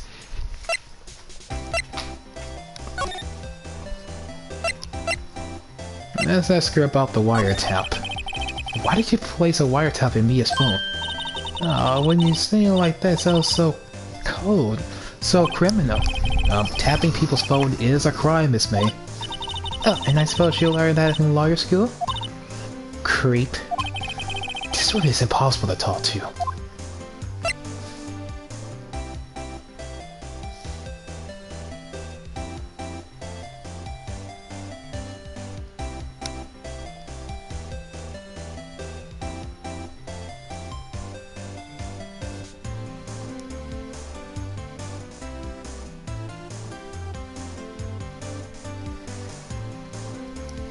Okay.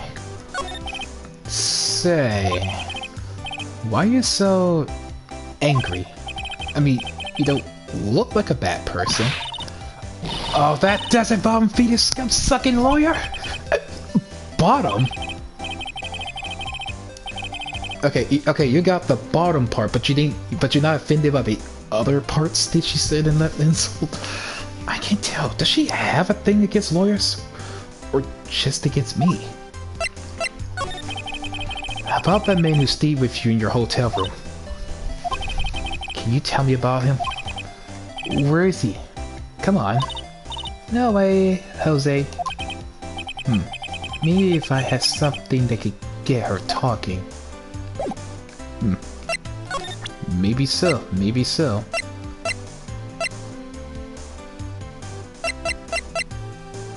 If I give her something to make her talk.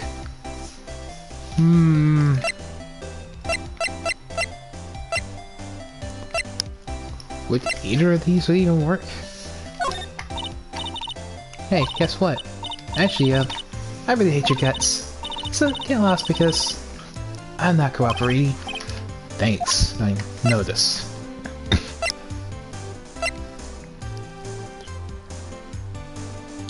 Do I even have anything for her to talk with?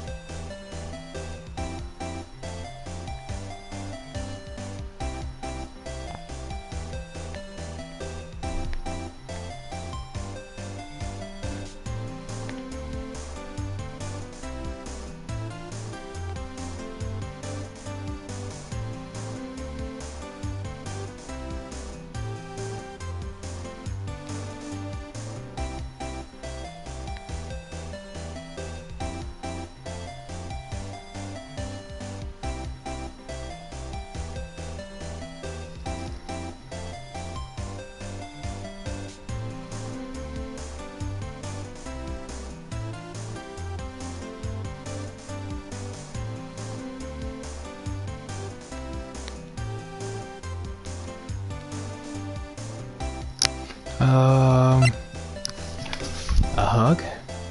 Well, sure, Sada. I can give you a hug. But anything that help you feel a little bit better.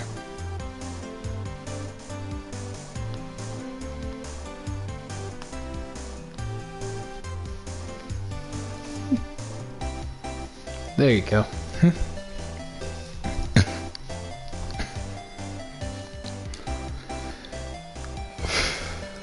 Okay, let's see here. I don't think I have anything to give her.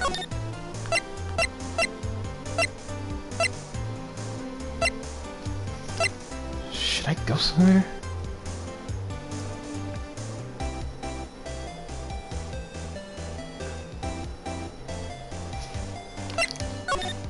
Yeah, I don't think I have anything.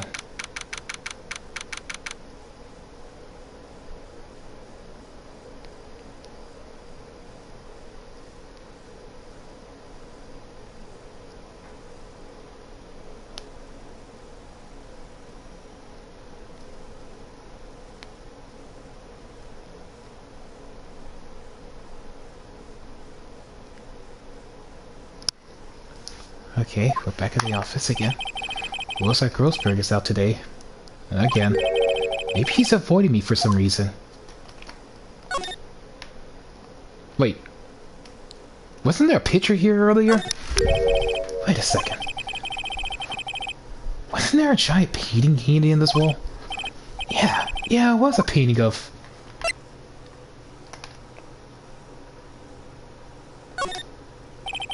Wasn't it a very memorable picture, anyhow? Well, it wasn't a very memorable. A solid mahogany table. I'm sorry, Sod. I guess that hug wasn't really helpful. Why is he polishing the table luster? What's this? Oh, photos? There are two lying here. Something's written in the pencil in the back. DL6 incident. Exhibit A, DL6 incident Exhibit B. Let's take a look at these. I'm sure I've seen this person somewhere. Perhaps I'll borrow this photo. I'm sure no one will miss one little photo. It might be a valuable clue. I'll take it for now.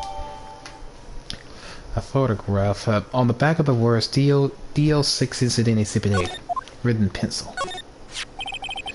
And the photo lies on the desk.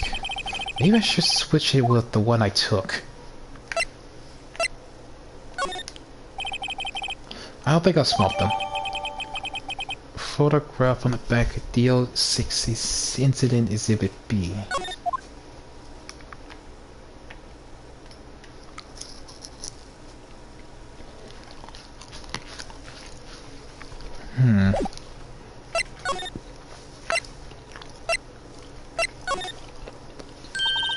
You again? Can't you take a hand and stay gone? Hey, the only reason I'm back here is because you won't talk to me. Oh, so it's my fault now. You don't have the spike. You just don't have spiky hair. You also have spiky heart. That does it. When this gets done, I'm shaving my head. Okay. What if I show you this picture of this guy? Have a look at this. Look, I said several times, I'm not telling you. Oh, I triggered something. Where did you get that?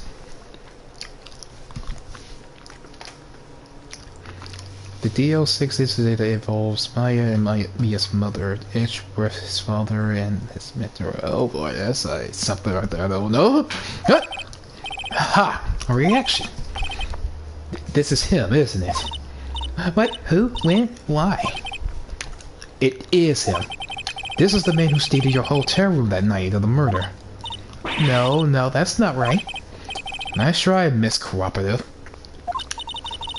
Did you have proof it was him? Yeah. Proof. Show me your proof. I'm so close.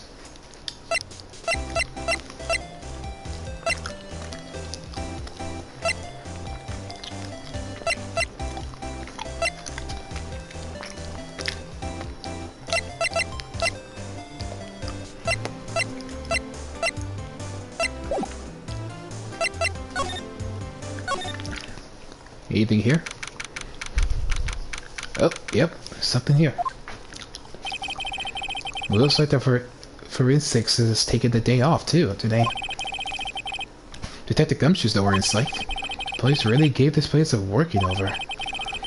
And are there any valuable clues left? I suppose it can't hurt to take a look around though.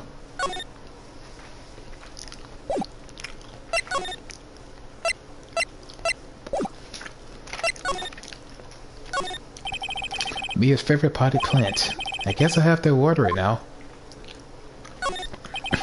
The sky is blue and so am I. There's that hotel right across the way. The old movie poster. Apparently this was the first movie that made Mia cry when she saw it. I have to check it out one of these days. Mia's desk. Perfectly clean in all ways. The only thing it's missing is Mia. You couldn't cram more legal books here if you wanted to. All the cases that the chief worked on are filed here. Are some of the files missing? Nah, I'm imagining things.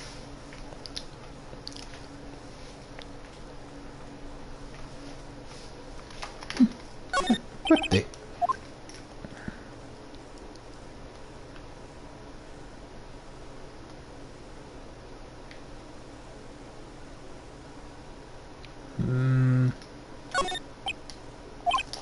No, it's the same thing. Okay, let me... Okay, I think we should... Down with there. Back to the hotel. Oh, welcome, sir. Quite the performance today, if I dare say so myself. Oh, thanks. Sorry for putting you in the spot like that. No, not at all, sir. Your efforts today was only to help the Gatewater have rep this, stay safe. Huh? Rep? Yes, our reputation was swell of a hotel where the murderer used a wiretap. We can charge a premium for the room. Of course, it will be a great for business, sir. Whoa, Ms. May hasn't been charged with murder. I too have become famous. The bellboy who brought the murderer iced coffee. Why do I feel like we're both stuck in the same bad dream? So, you are our honored guest, so please, let me know if there's anything I can bring you. Okay, I guess we should talk to you about everything. About Miss May. Oh, sir, not to boast, but I know the moment I saw her. she do it? I said. To what? I'm starting to think that this suspicious person here is this guy. I want to ask you about the man who was with Miss May. Ah, yes. He struck me as a real lady killer if you're really part of the expression.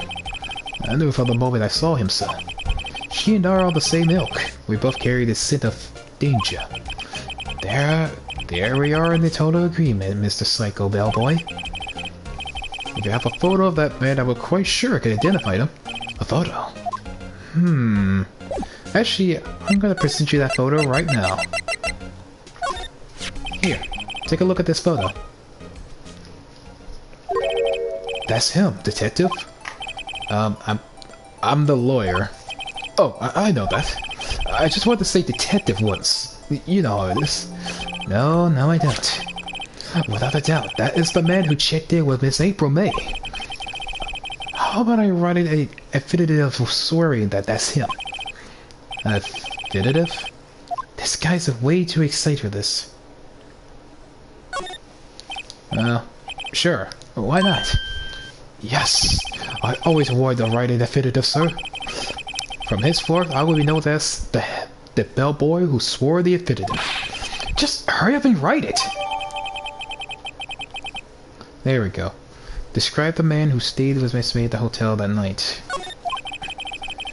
Not even Miss May can play dumb with this.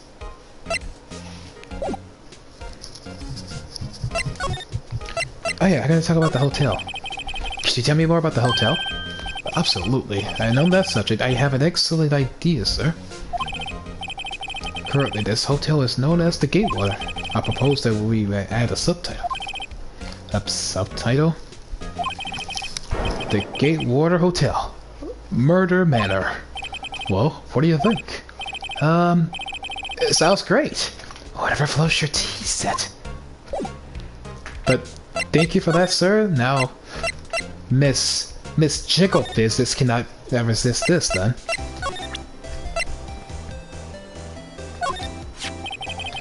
Could you ever look at this? What's that? The bellboy's affidavit. And tells us everything he saw. Such as the man you checked in with. Who was most definitely this guy. Now I'm getting somewhere. Let's push her hard. This is it. All or nothing. It's time to do a little bluff. No use playing dumb. If indeed that's an act. If you don't talk, I'm taking this info to the press. What? Even though he shouldn't have been a witness of the murder, your little friend was missing. I'm sure the press would have a field day with this reputation. Oh, fine, I'll talk. You win, lawyer. Yes, man, that felt good. It's great to be alive. Why are you pumping your fist in the air? Forget you saw anything. Now, tell me about the man you were with. That man? He's my boss. Red White, the president of the information gathering conglomerate Blue Court. Oh, wait. That's what she said before she died. Red, white, blue. His full name is Red White, and he's part of gathering of the conglomerate Blue Corp. Red, white? Information gathering? Well, I suppose she can call it a detective agency. So this is the man that was with you the night of the murder? I'm scared to talk. I don't want to end up like her. It's okay, I'll just ask Mr. White myself.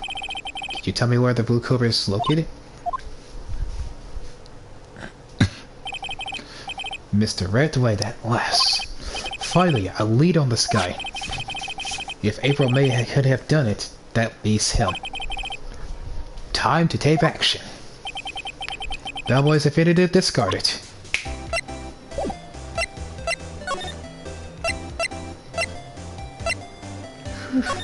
Actually, is that other picture still here? Alright, this is getting ridiculous. Where the heck is that loafer? That old familiar clearing of the throat. You again? Hello, Mr. Grossberg. Whoa, you're quite the thing, my boy. Excuse me? The trial. He was there? Remind me of myself when I was a youth. I guess something got passed down through Mia. Maybe? It brings back memories, it does. Oh, the days of my youth. Like the scent of fresh lemon, you see. I apologize. It was all of it too much for me, my boy. See you today, I appreciate the reminiscing, but I'd rather you gave me some information.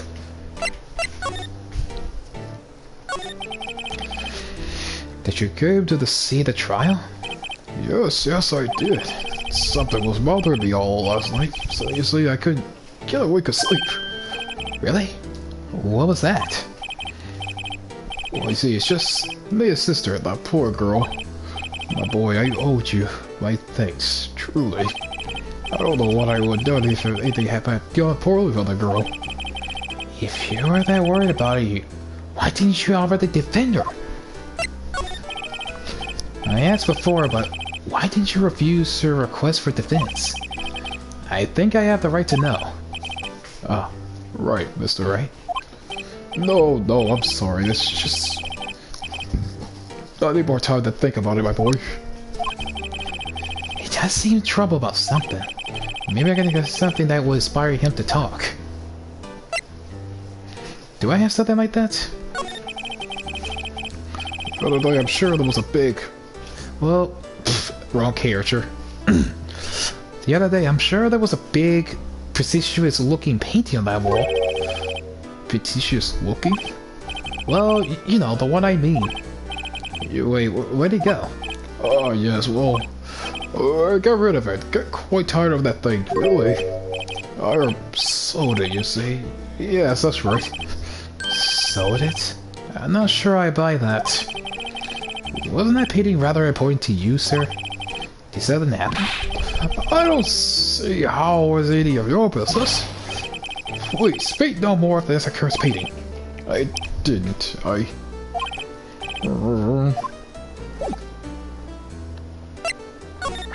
What if I show you this picture of this man? Excuse me, I was wondering about this photograph. Where'd you get that? Give it back to me once. I'm sorry, but I have taken it without your knowledge. But I have to know, who is this man? He was most likely in April May's room the night of the murder. What's that you say?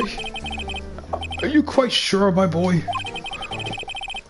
What's with him with the flustered, I wonder? I beg your pardon, but I must ask you to leave. I need to be alone. He's fallen silent as a stone. A rather larger stone. I guess I should return the photo. Photo returned to Miss Grossberg. I wish I took the other one.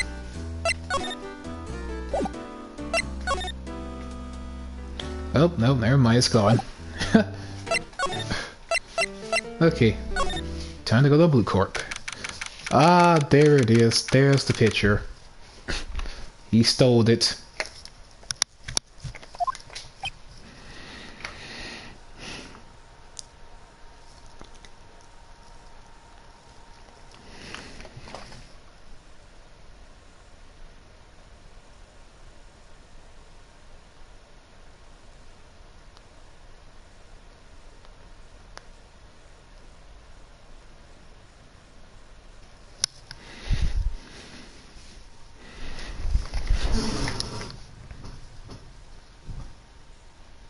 Oh no. What are we gonna with this here? What's with the surreal decor? Welcome! Please furnish me with the title of your personage. What the? Your name! What's your name? Jeez, that damn smile. It's just like that little glimmer in your teeth. I don't know. It's sure like it's just giving all might with that Smile. I was just inquiring ask the title you go by. Right. Phoenix Wright. Inquirably? Mr. Wright, is it? Right, I see. Splendiferous. Or else I can intimidate you with my giantesque vocabulary. What is this guy's problem? I'm Red White, CEO of the Blue Corp, you know, corporate of the Special Official. My business is dealing with bring with the contest with the elite of the elite. So I'm afraid I'm not used to conversing with a widely challenge. What a fruitcake. Let me guess. You're an attorney fresh out of the law school, aren't you not? That's the only explanation of why you come to meet me like this. What does this man mean by that? No matter. So, what business does the mighty lawyer have been mad with myself? Yipes, this guy's arrogance is meters off the scale. Okay, sir, let's talk. About Miss May. The employee of the Blue Corp, is she not? Correct. She's my secretariess. What a shock it was to hear that she have done.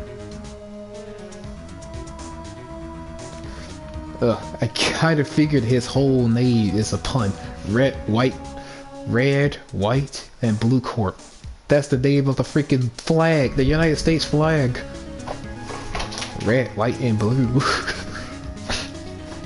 Whether this man is have a purple hair, pink suit, blue diamond on the collar and cuffs, and a red tie with blue polka dots. What a shock to hear what she has done. What she has done? You mean the wiretap? Indeed, she's paid the answer phones. Tapping them is not her job description. She does not gather information for us as part of her duties. But I assure you we do not condone illegal methods. It's inevitable that she would do this. Sounds like he's trying to turn Miss May into a scapegoat. Okay. On the night of the murder, were you in April May's hotel room? Who can say? I seldom paid attention to the mundane details of such time and place. My motive is, don't worry, be happy. Still, Mr. White. The hotel bellboy has stated on the record that he does remember you very clearly. No matter, the bellboy can say that he was pleased. I still won't talk to you. If you want me to speak, put me on the witness stand. Although I doubt you'll be able to even do that. He raised a good question, actually. Why does he have the prosecution him calling as a witness? He should have seen the same thing as April May. Oh ho ho! The police, the courts. To me, they're all mere toys, playing things of my amusement. What the hell? What kind of company is Blue Corp anyway? Ah, excellent question. We buy and sell various kinds of information. We're the company of the future. We might say we are the future. Sell information? In just 10 years, I built this business up to the ground office you see now. Oh, in case you were wondering, Blue Corp is the name after the color blue. I, Red White of Blue Corp, as the founder and the CEO, name it so. And why you ask? Because I like the color blue, of course. You like the color blue, but anything else you wear it is not blue. Not except for the polka dots on your tie. Fantabulistic, is it not? Yeah, fantabulistic. There's something that's been bothering me. Yes, what that might be? That big painting on the wall over there. I think I've seen it before. You know, I actually seen that painting before. Oh? Just yesterday, actually. Your point being? My point is simple. Rather, my question is simple. Why is it that painting hanging on your wall? Mr. Wrong, was it? Right. It appears you do not fully grasp your position here. I ask again, who are you? A lawyer? No, my feeble friend, a mere lawyer. Worth nothing, silch, simple, nada. It's just like the sorry excuse of attorney, Crowdy Burger. What? Ah! Oh, he punched me. Well, Mr. Lawyer, what were you doing? Charge me with assault? Charge away! I welcome it. For it is you who will be found guilty. What?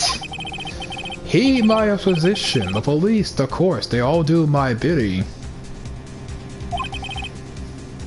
So you say. But I wonder, is that the kind of control really possible? Jesus. I don't expect you to understand if the world beyond your composition. You came here for grody burgers, I presume? Mr. Grossberg's. Yes. You must ask him, why is it that this painting is his hangs there? Perhaps he will tell you? Perhaps he will explain how a man can live a life purely for personal profit? Go now, skedaddle! There's nothing more to discuss.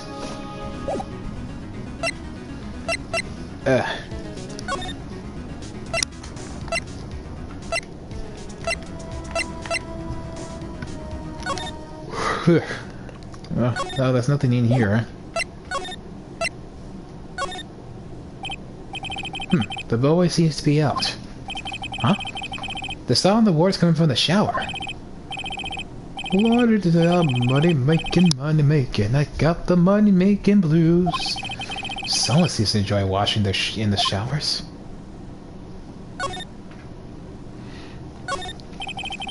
The nice weather again today. You can see Faco in the law office, of course. A bottle of 2 glasses and the rest of the table. I better not touch them. No telling what the bellboy would do to me.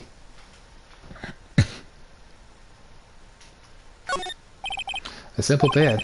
It's recently made, but nothing catch my eye here.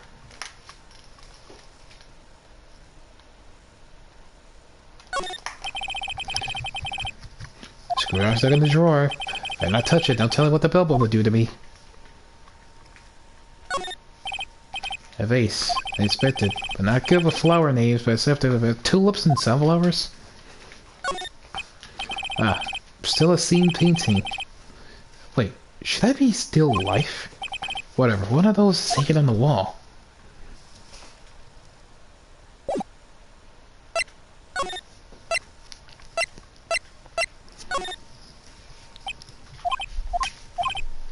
Huh?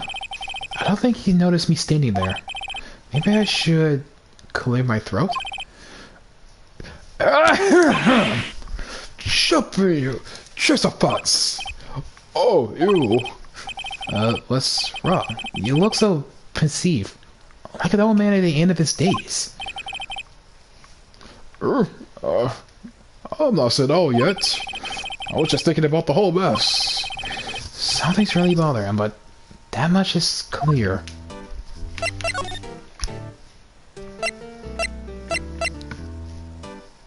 Didn't I even talk to him yet about this? So they came to see the trial. Yes, I did. Something about it might feel like, oh, last night. You see, I couldn't get out. Oh, wait. I already talked to all that.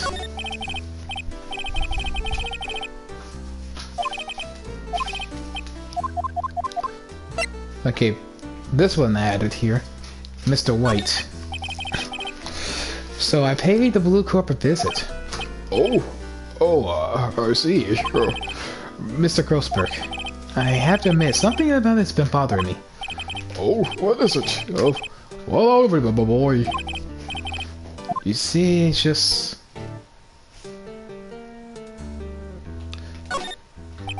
Mr. Grossberg, sir, there was a giant painting hanging right there in the other day. Was there not? The other day was there not? When did you say there's no intention of parting with? Well, I saw it today. It was at the CEO's office at Blue Court, Red White's office. So, you notice. I suppose I should have guessed you would. It is a large painting.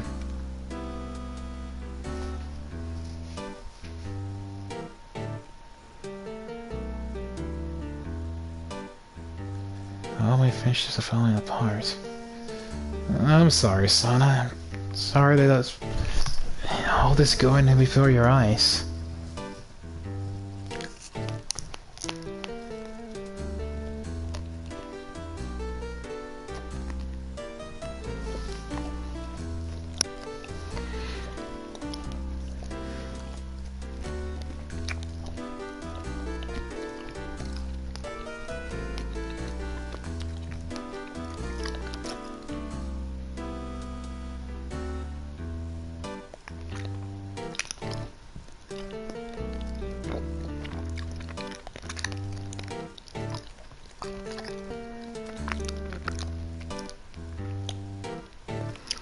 Oh boy. Mr. Grossberg, I knew you and Mr. White are connected somehow. Connected? You say? Yes, I know that it is.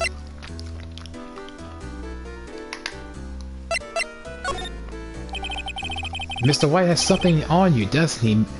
Blackmail? I think that painting is fairly gaudy proof. Very well, this might be a stress I've been waiting for.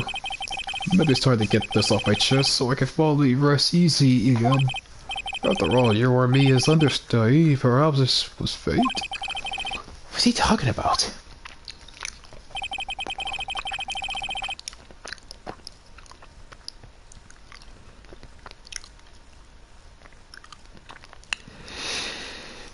Red White is a man who makes his living through intimidation. Blue Corp is a company that excels in finding people weaknesses, I'm afraid. I've been paying them for 15 years now. 15 years? All because of the DO6 incident, as you may have guessed. The name of the back of the photographs.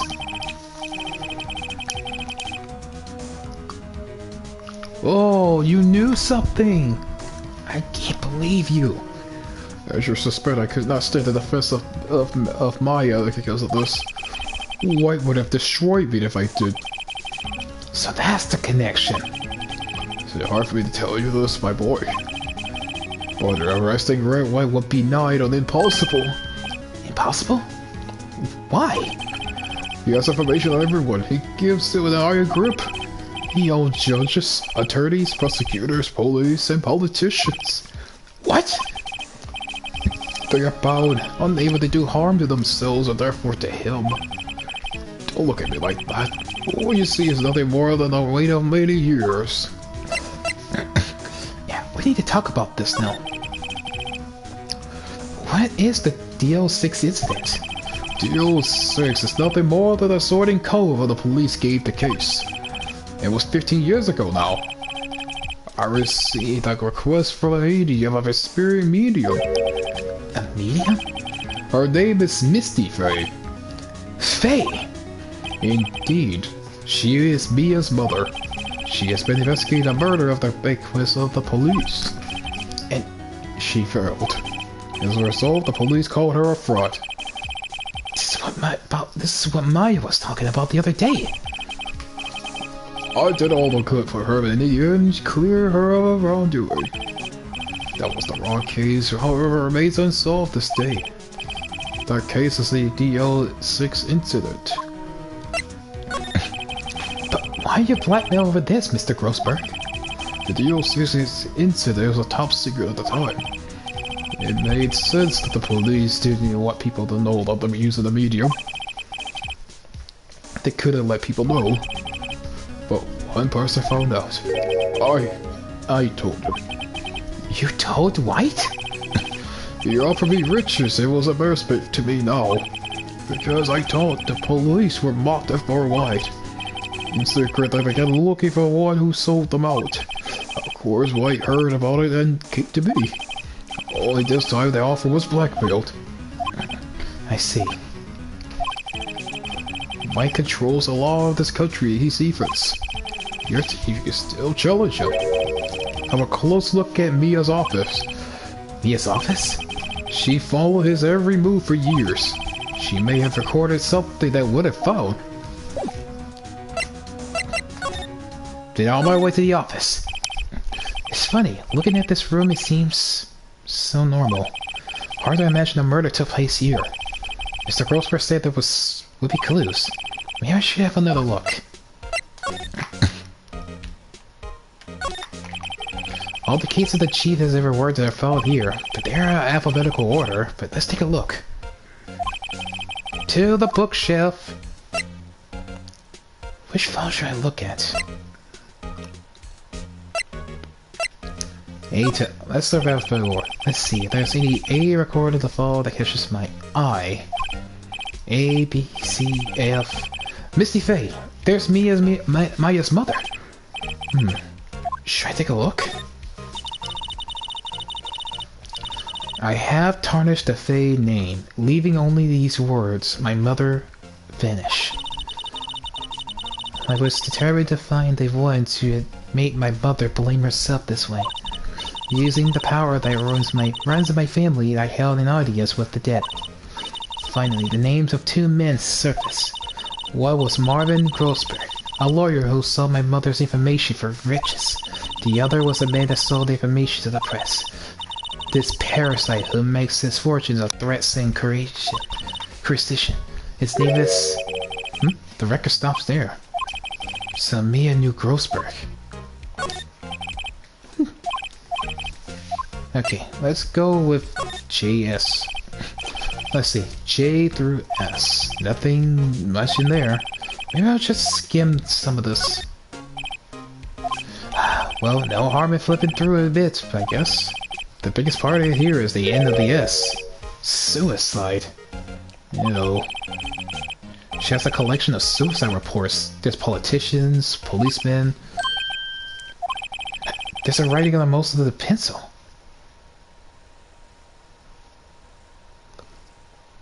I'm honestly a little depressed and mad at the same time. Posada, it's okay to be depressed about some of the stuff, and it's okay to be mad about it. You have to let your emotions out.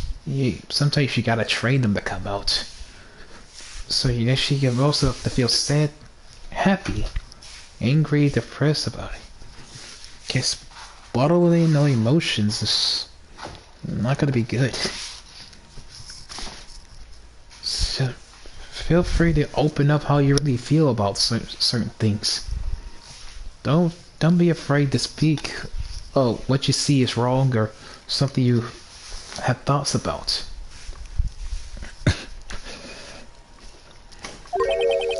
Right. Yeah. Well, sometimes I am, but I can't always be right, but sometimes I'm more concerned about my friend's emotions. This is Mia's handwriting.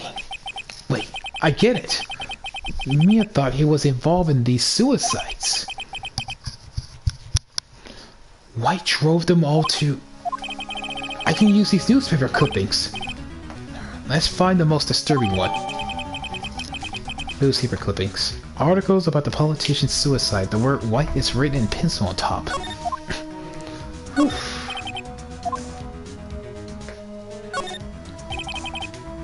I should check more. I should check with that T to Z. I-T-U... I know. W. White. The entire white section is missing. Was it taken? He stole it. He stole it.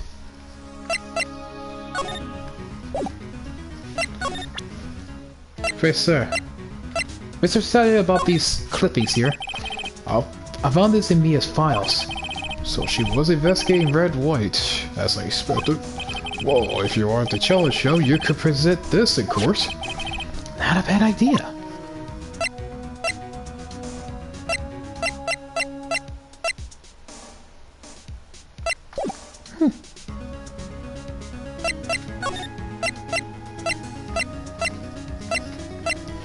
Maybe I should go back to Blue Corp.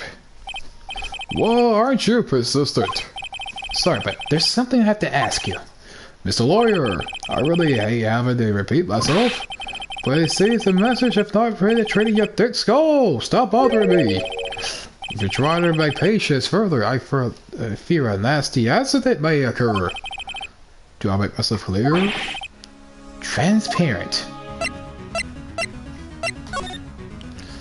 Actually, we haven't even talked about stuff with you. I think we're at the past needing to talk about April May. I got to put this guy in the spot, and quick. What's the matter? You seem distressed. The night of the murder. I think this guy's pro at pulling the wool over people's eyes. I got to put him on the spot, and quick. Stop that. Your hot gaze is giving me the goosebump. There's no point in asking someone the crooked straight question. It's gonna be okay, Sana. I mean, we may lose friends, but sometimes we'll be upset at those friends we lost. But at times, we gotta pull ourselves further. Take a break, collect our thoughts, find something to get our minds off it, and continue to move on little by little, but not too quickly. Just be more with life. Because sometimes being a little depressed wouldn't be too bad, but we can't stay as that for too long. God, if Red White smiles and bigger, I might see the gums. Oh, disgusting. What's wrong? Is something stuck in my face? Why, yes, there's my eyes, my nose, my mouth. I get that. We know what's on your face. But I guess I just, you do not restrain your mirth, my friend. It's okay to indulge in my composition. Sense of humor, I still think less of you. Okay. Then why don't I just show you these newspaper clippings? This is the only clue that Mia loved me. I better make this one count. Mr. White, you see this? This is an article describing the suicide of politicians. He was embezzling of secret government funds. And then, one day, word got out, leaked at the press. The very next day, he took his own life. And this concerns me how? I found this article in Mia's office. Miss Mia? She had a file with articles like this. Every one of them is labeled with a single word. White. Mr. White, I know that you did this to a politician. You were blackmailing him. Blackmailed? Not just him either. You were threatening and pursuing hundreds of others. And you were involved with all this suicide case that Mia investigated. And this company is built on blackmail. I'm right, aren't I? What a bizarre accusation, Mr. Wrong. What is it that you should be doing now? Investigating me? No, I think not. You should be searching for the one who killed Miss Mike. Secretary's office, hello. Mr. Wrong will be leaving now. Yes, sir. I'll send someone right away. Wait a second. Mr. White. You're wrong, Mr. Wright. I mean, White. Excuse me? What I should be doing now is going after you. Just what you're insinuating. Mia was onto you. She was keeping tabs. For this reason, you had April May tapping her phone. Then Mia was murdered, and all that documents about the mysterious disappearance. So the culprit would be...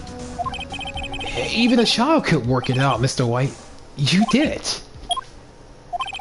Secretary's office. We won't be needing an escort for Mr. Wrong. Instead, please connect me to the public prosecutor's office. Of course, sir. One moment, please. Wait, that you? What are you doing calling me at a time like this? Hello, Chief Prosecutor. I changed my mind. I want to testify tomorrow. What's this about? The Mia Fey case. I witnessed the murderer, you see. And thus, as a very important witness, I would like to testify. What? Why now? I thought you said you didn't want to go to court. What, dude? I told you I changed my mind, didn't I? Oh, and one other thing. Send the police over here right away. The man is standing right in front of me. He looks dazed, but he can be violent. What? What man? Are you even listening? The executioner, the hatchet man, the liquidator, the killer man. What? Mr. White, this isn't one of those. Chief Prosecutor? I did not believe you were in a position to freely offer your opinions on me, correct? I'm telling you to send the police, now! You mother... Did I not tell you, Mr. Rowan? You're a mere lawyer! As was Miss Mia. How dare you! I point the finger at you, and you will be tried as Miss Mia's killer. The case is good and settled. No lawyer of any worth will defend you. I have friends in the local lawyers association, you know. You might be given a lawyer so stupendously enough to think that I can even look repentant. I feel faint. Detective Gumshoe reporting, sir! Ah, Butts! Harry Butts! Right, actually. Phoenix Wright. And my friend's name is Larry. Oh, right. Sorry, pal. Butts was that murderer, right? Detective Gumshoe. I present to you the man who killed Miss Mia Fey. What? Take this despicable human being to custody. Farewell, Mr. Rogue. Ha ha!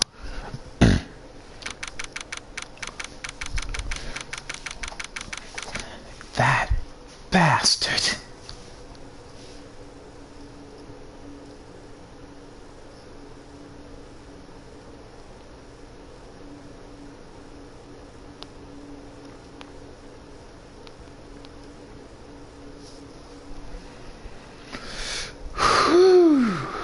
This is getting crazy. This is getting a crazy one.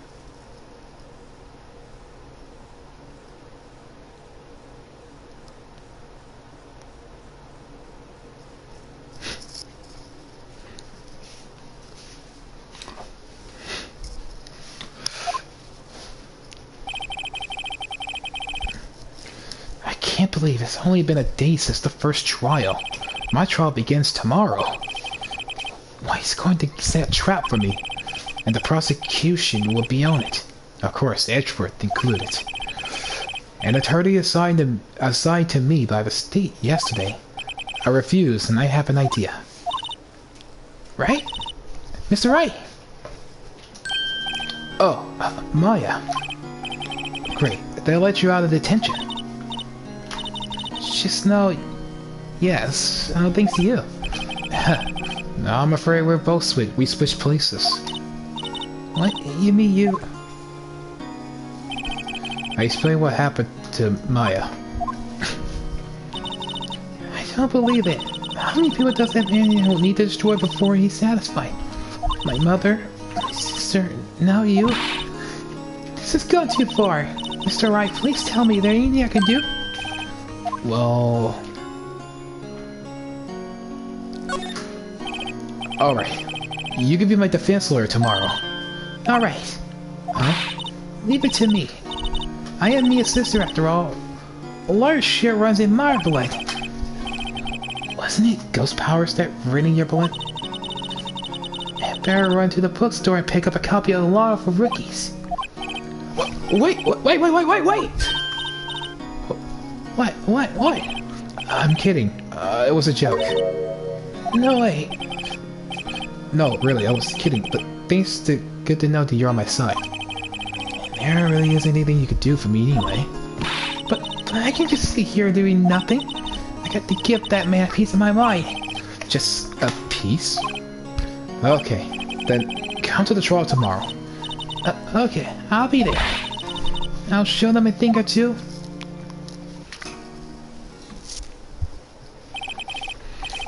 Times may change, yeah, but crime is the same old story. In fact, it's gotten worse. Lengthy court of the proceeding is longer than realistic. Beginning of a few years ago, only 3 days, but pleasant initial court trials. Almost all finished of the day, but mostly a guilty verdict. I never thought it would have ended up with the defendant's chair myself in this case. With the true culprit appearing at the star witness. This is it. Tomorrow, it's me or him.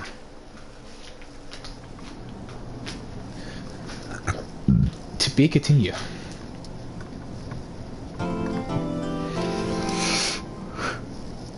Actually, I might put a stopping point on this one, because I just now see that I am already in 4 hours and 30 minutes of this. This is crazy. But first of all, I'm actually going to continue more of this pretty much soon. That's all though. Thank you all for watching, and I'll see you guys in the next playthrough. Bye bye.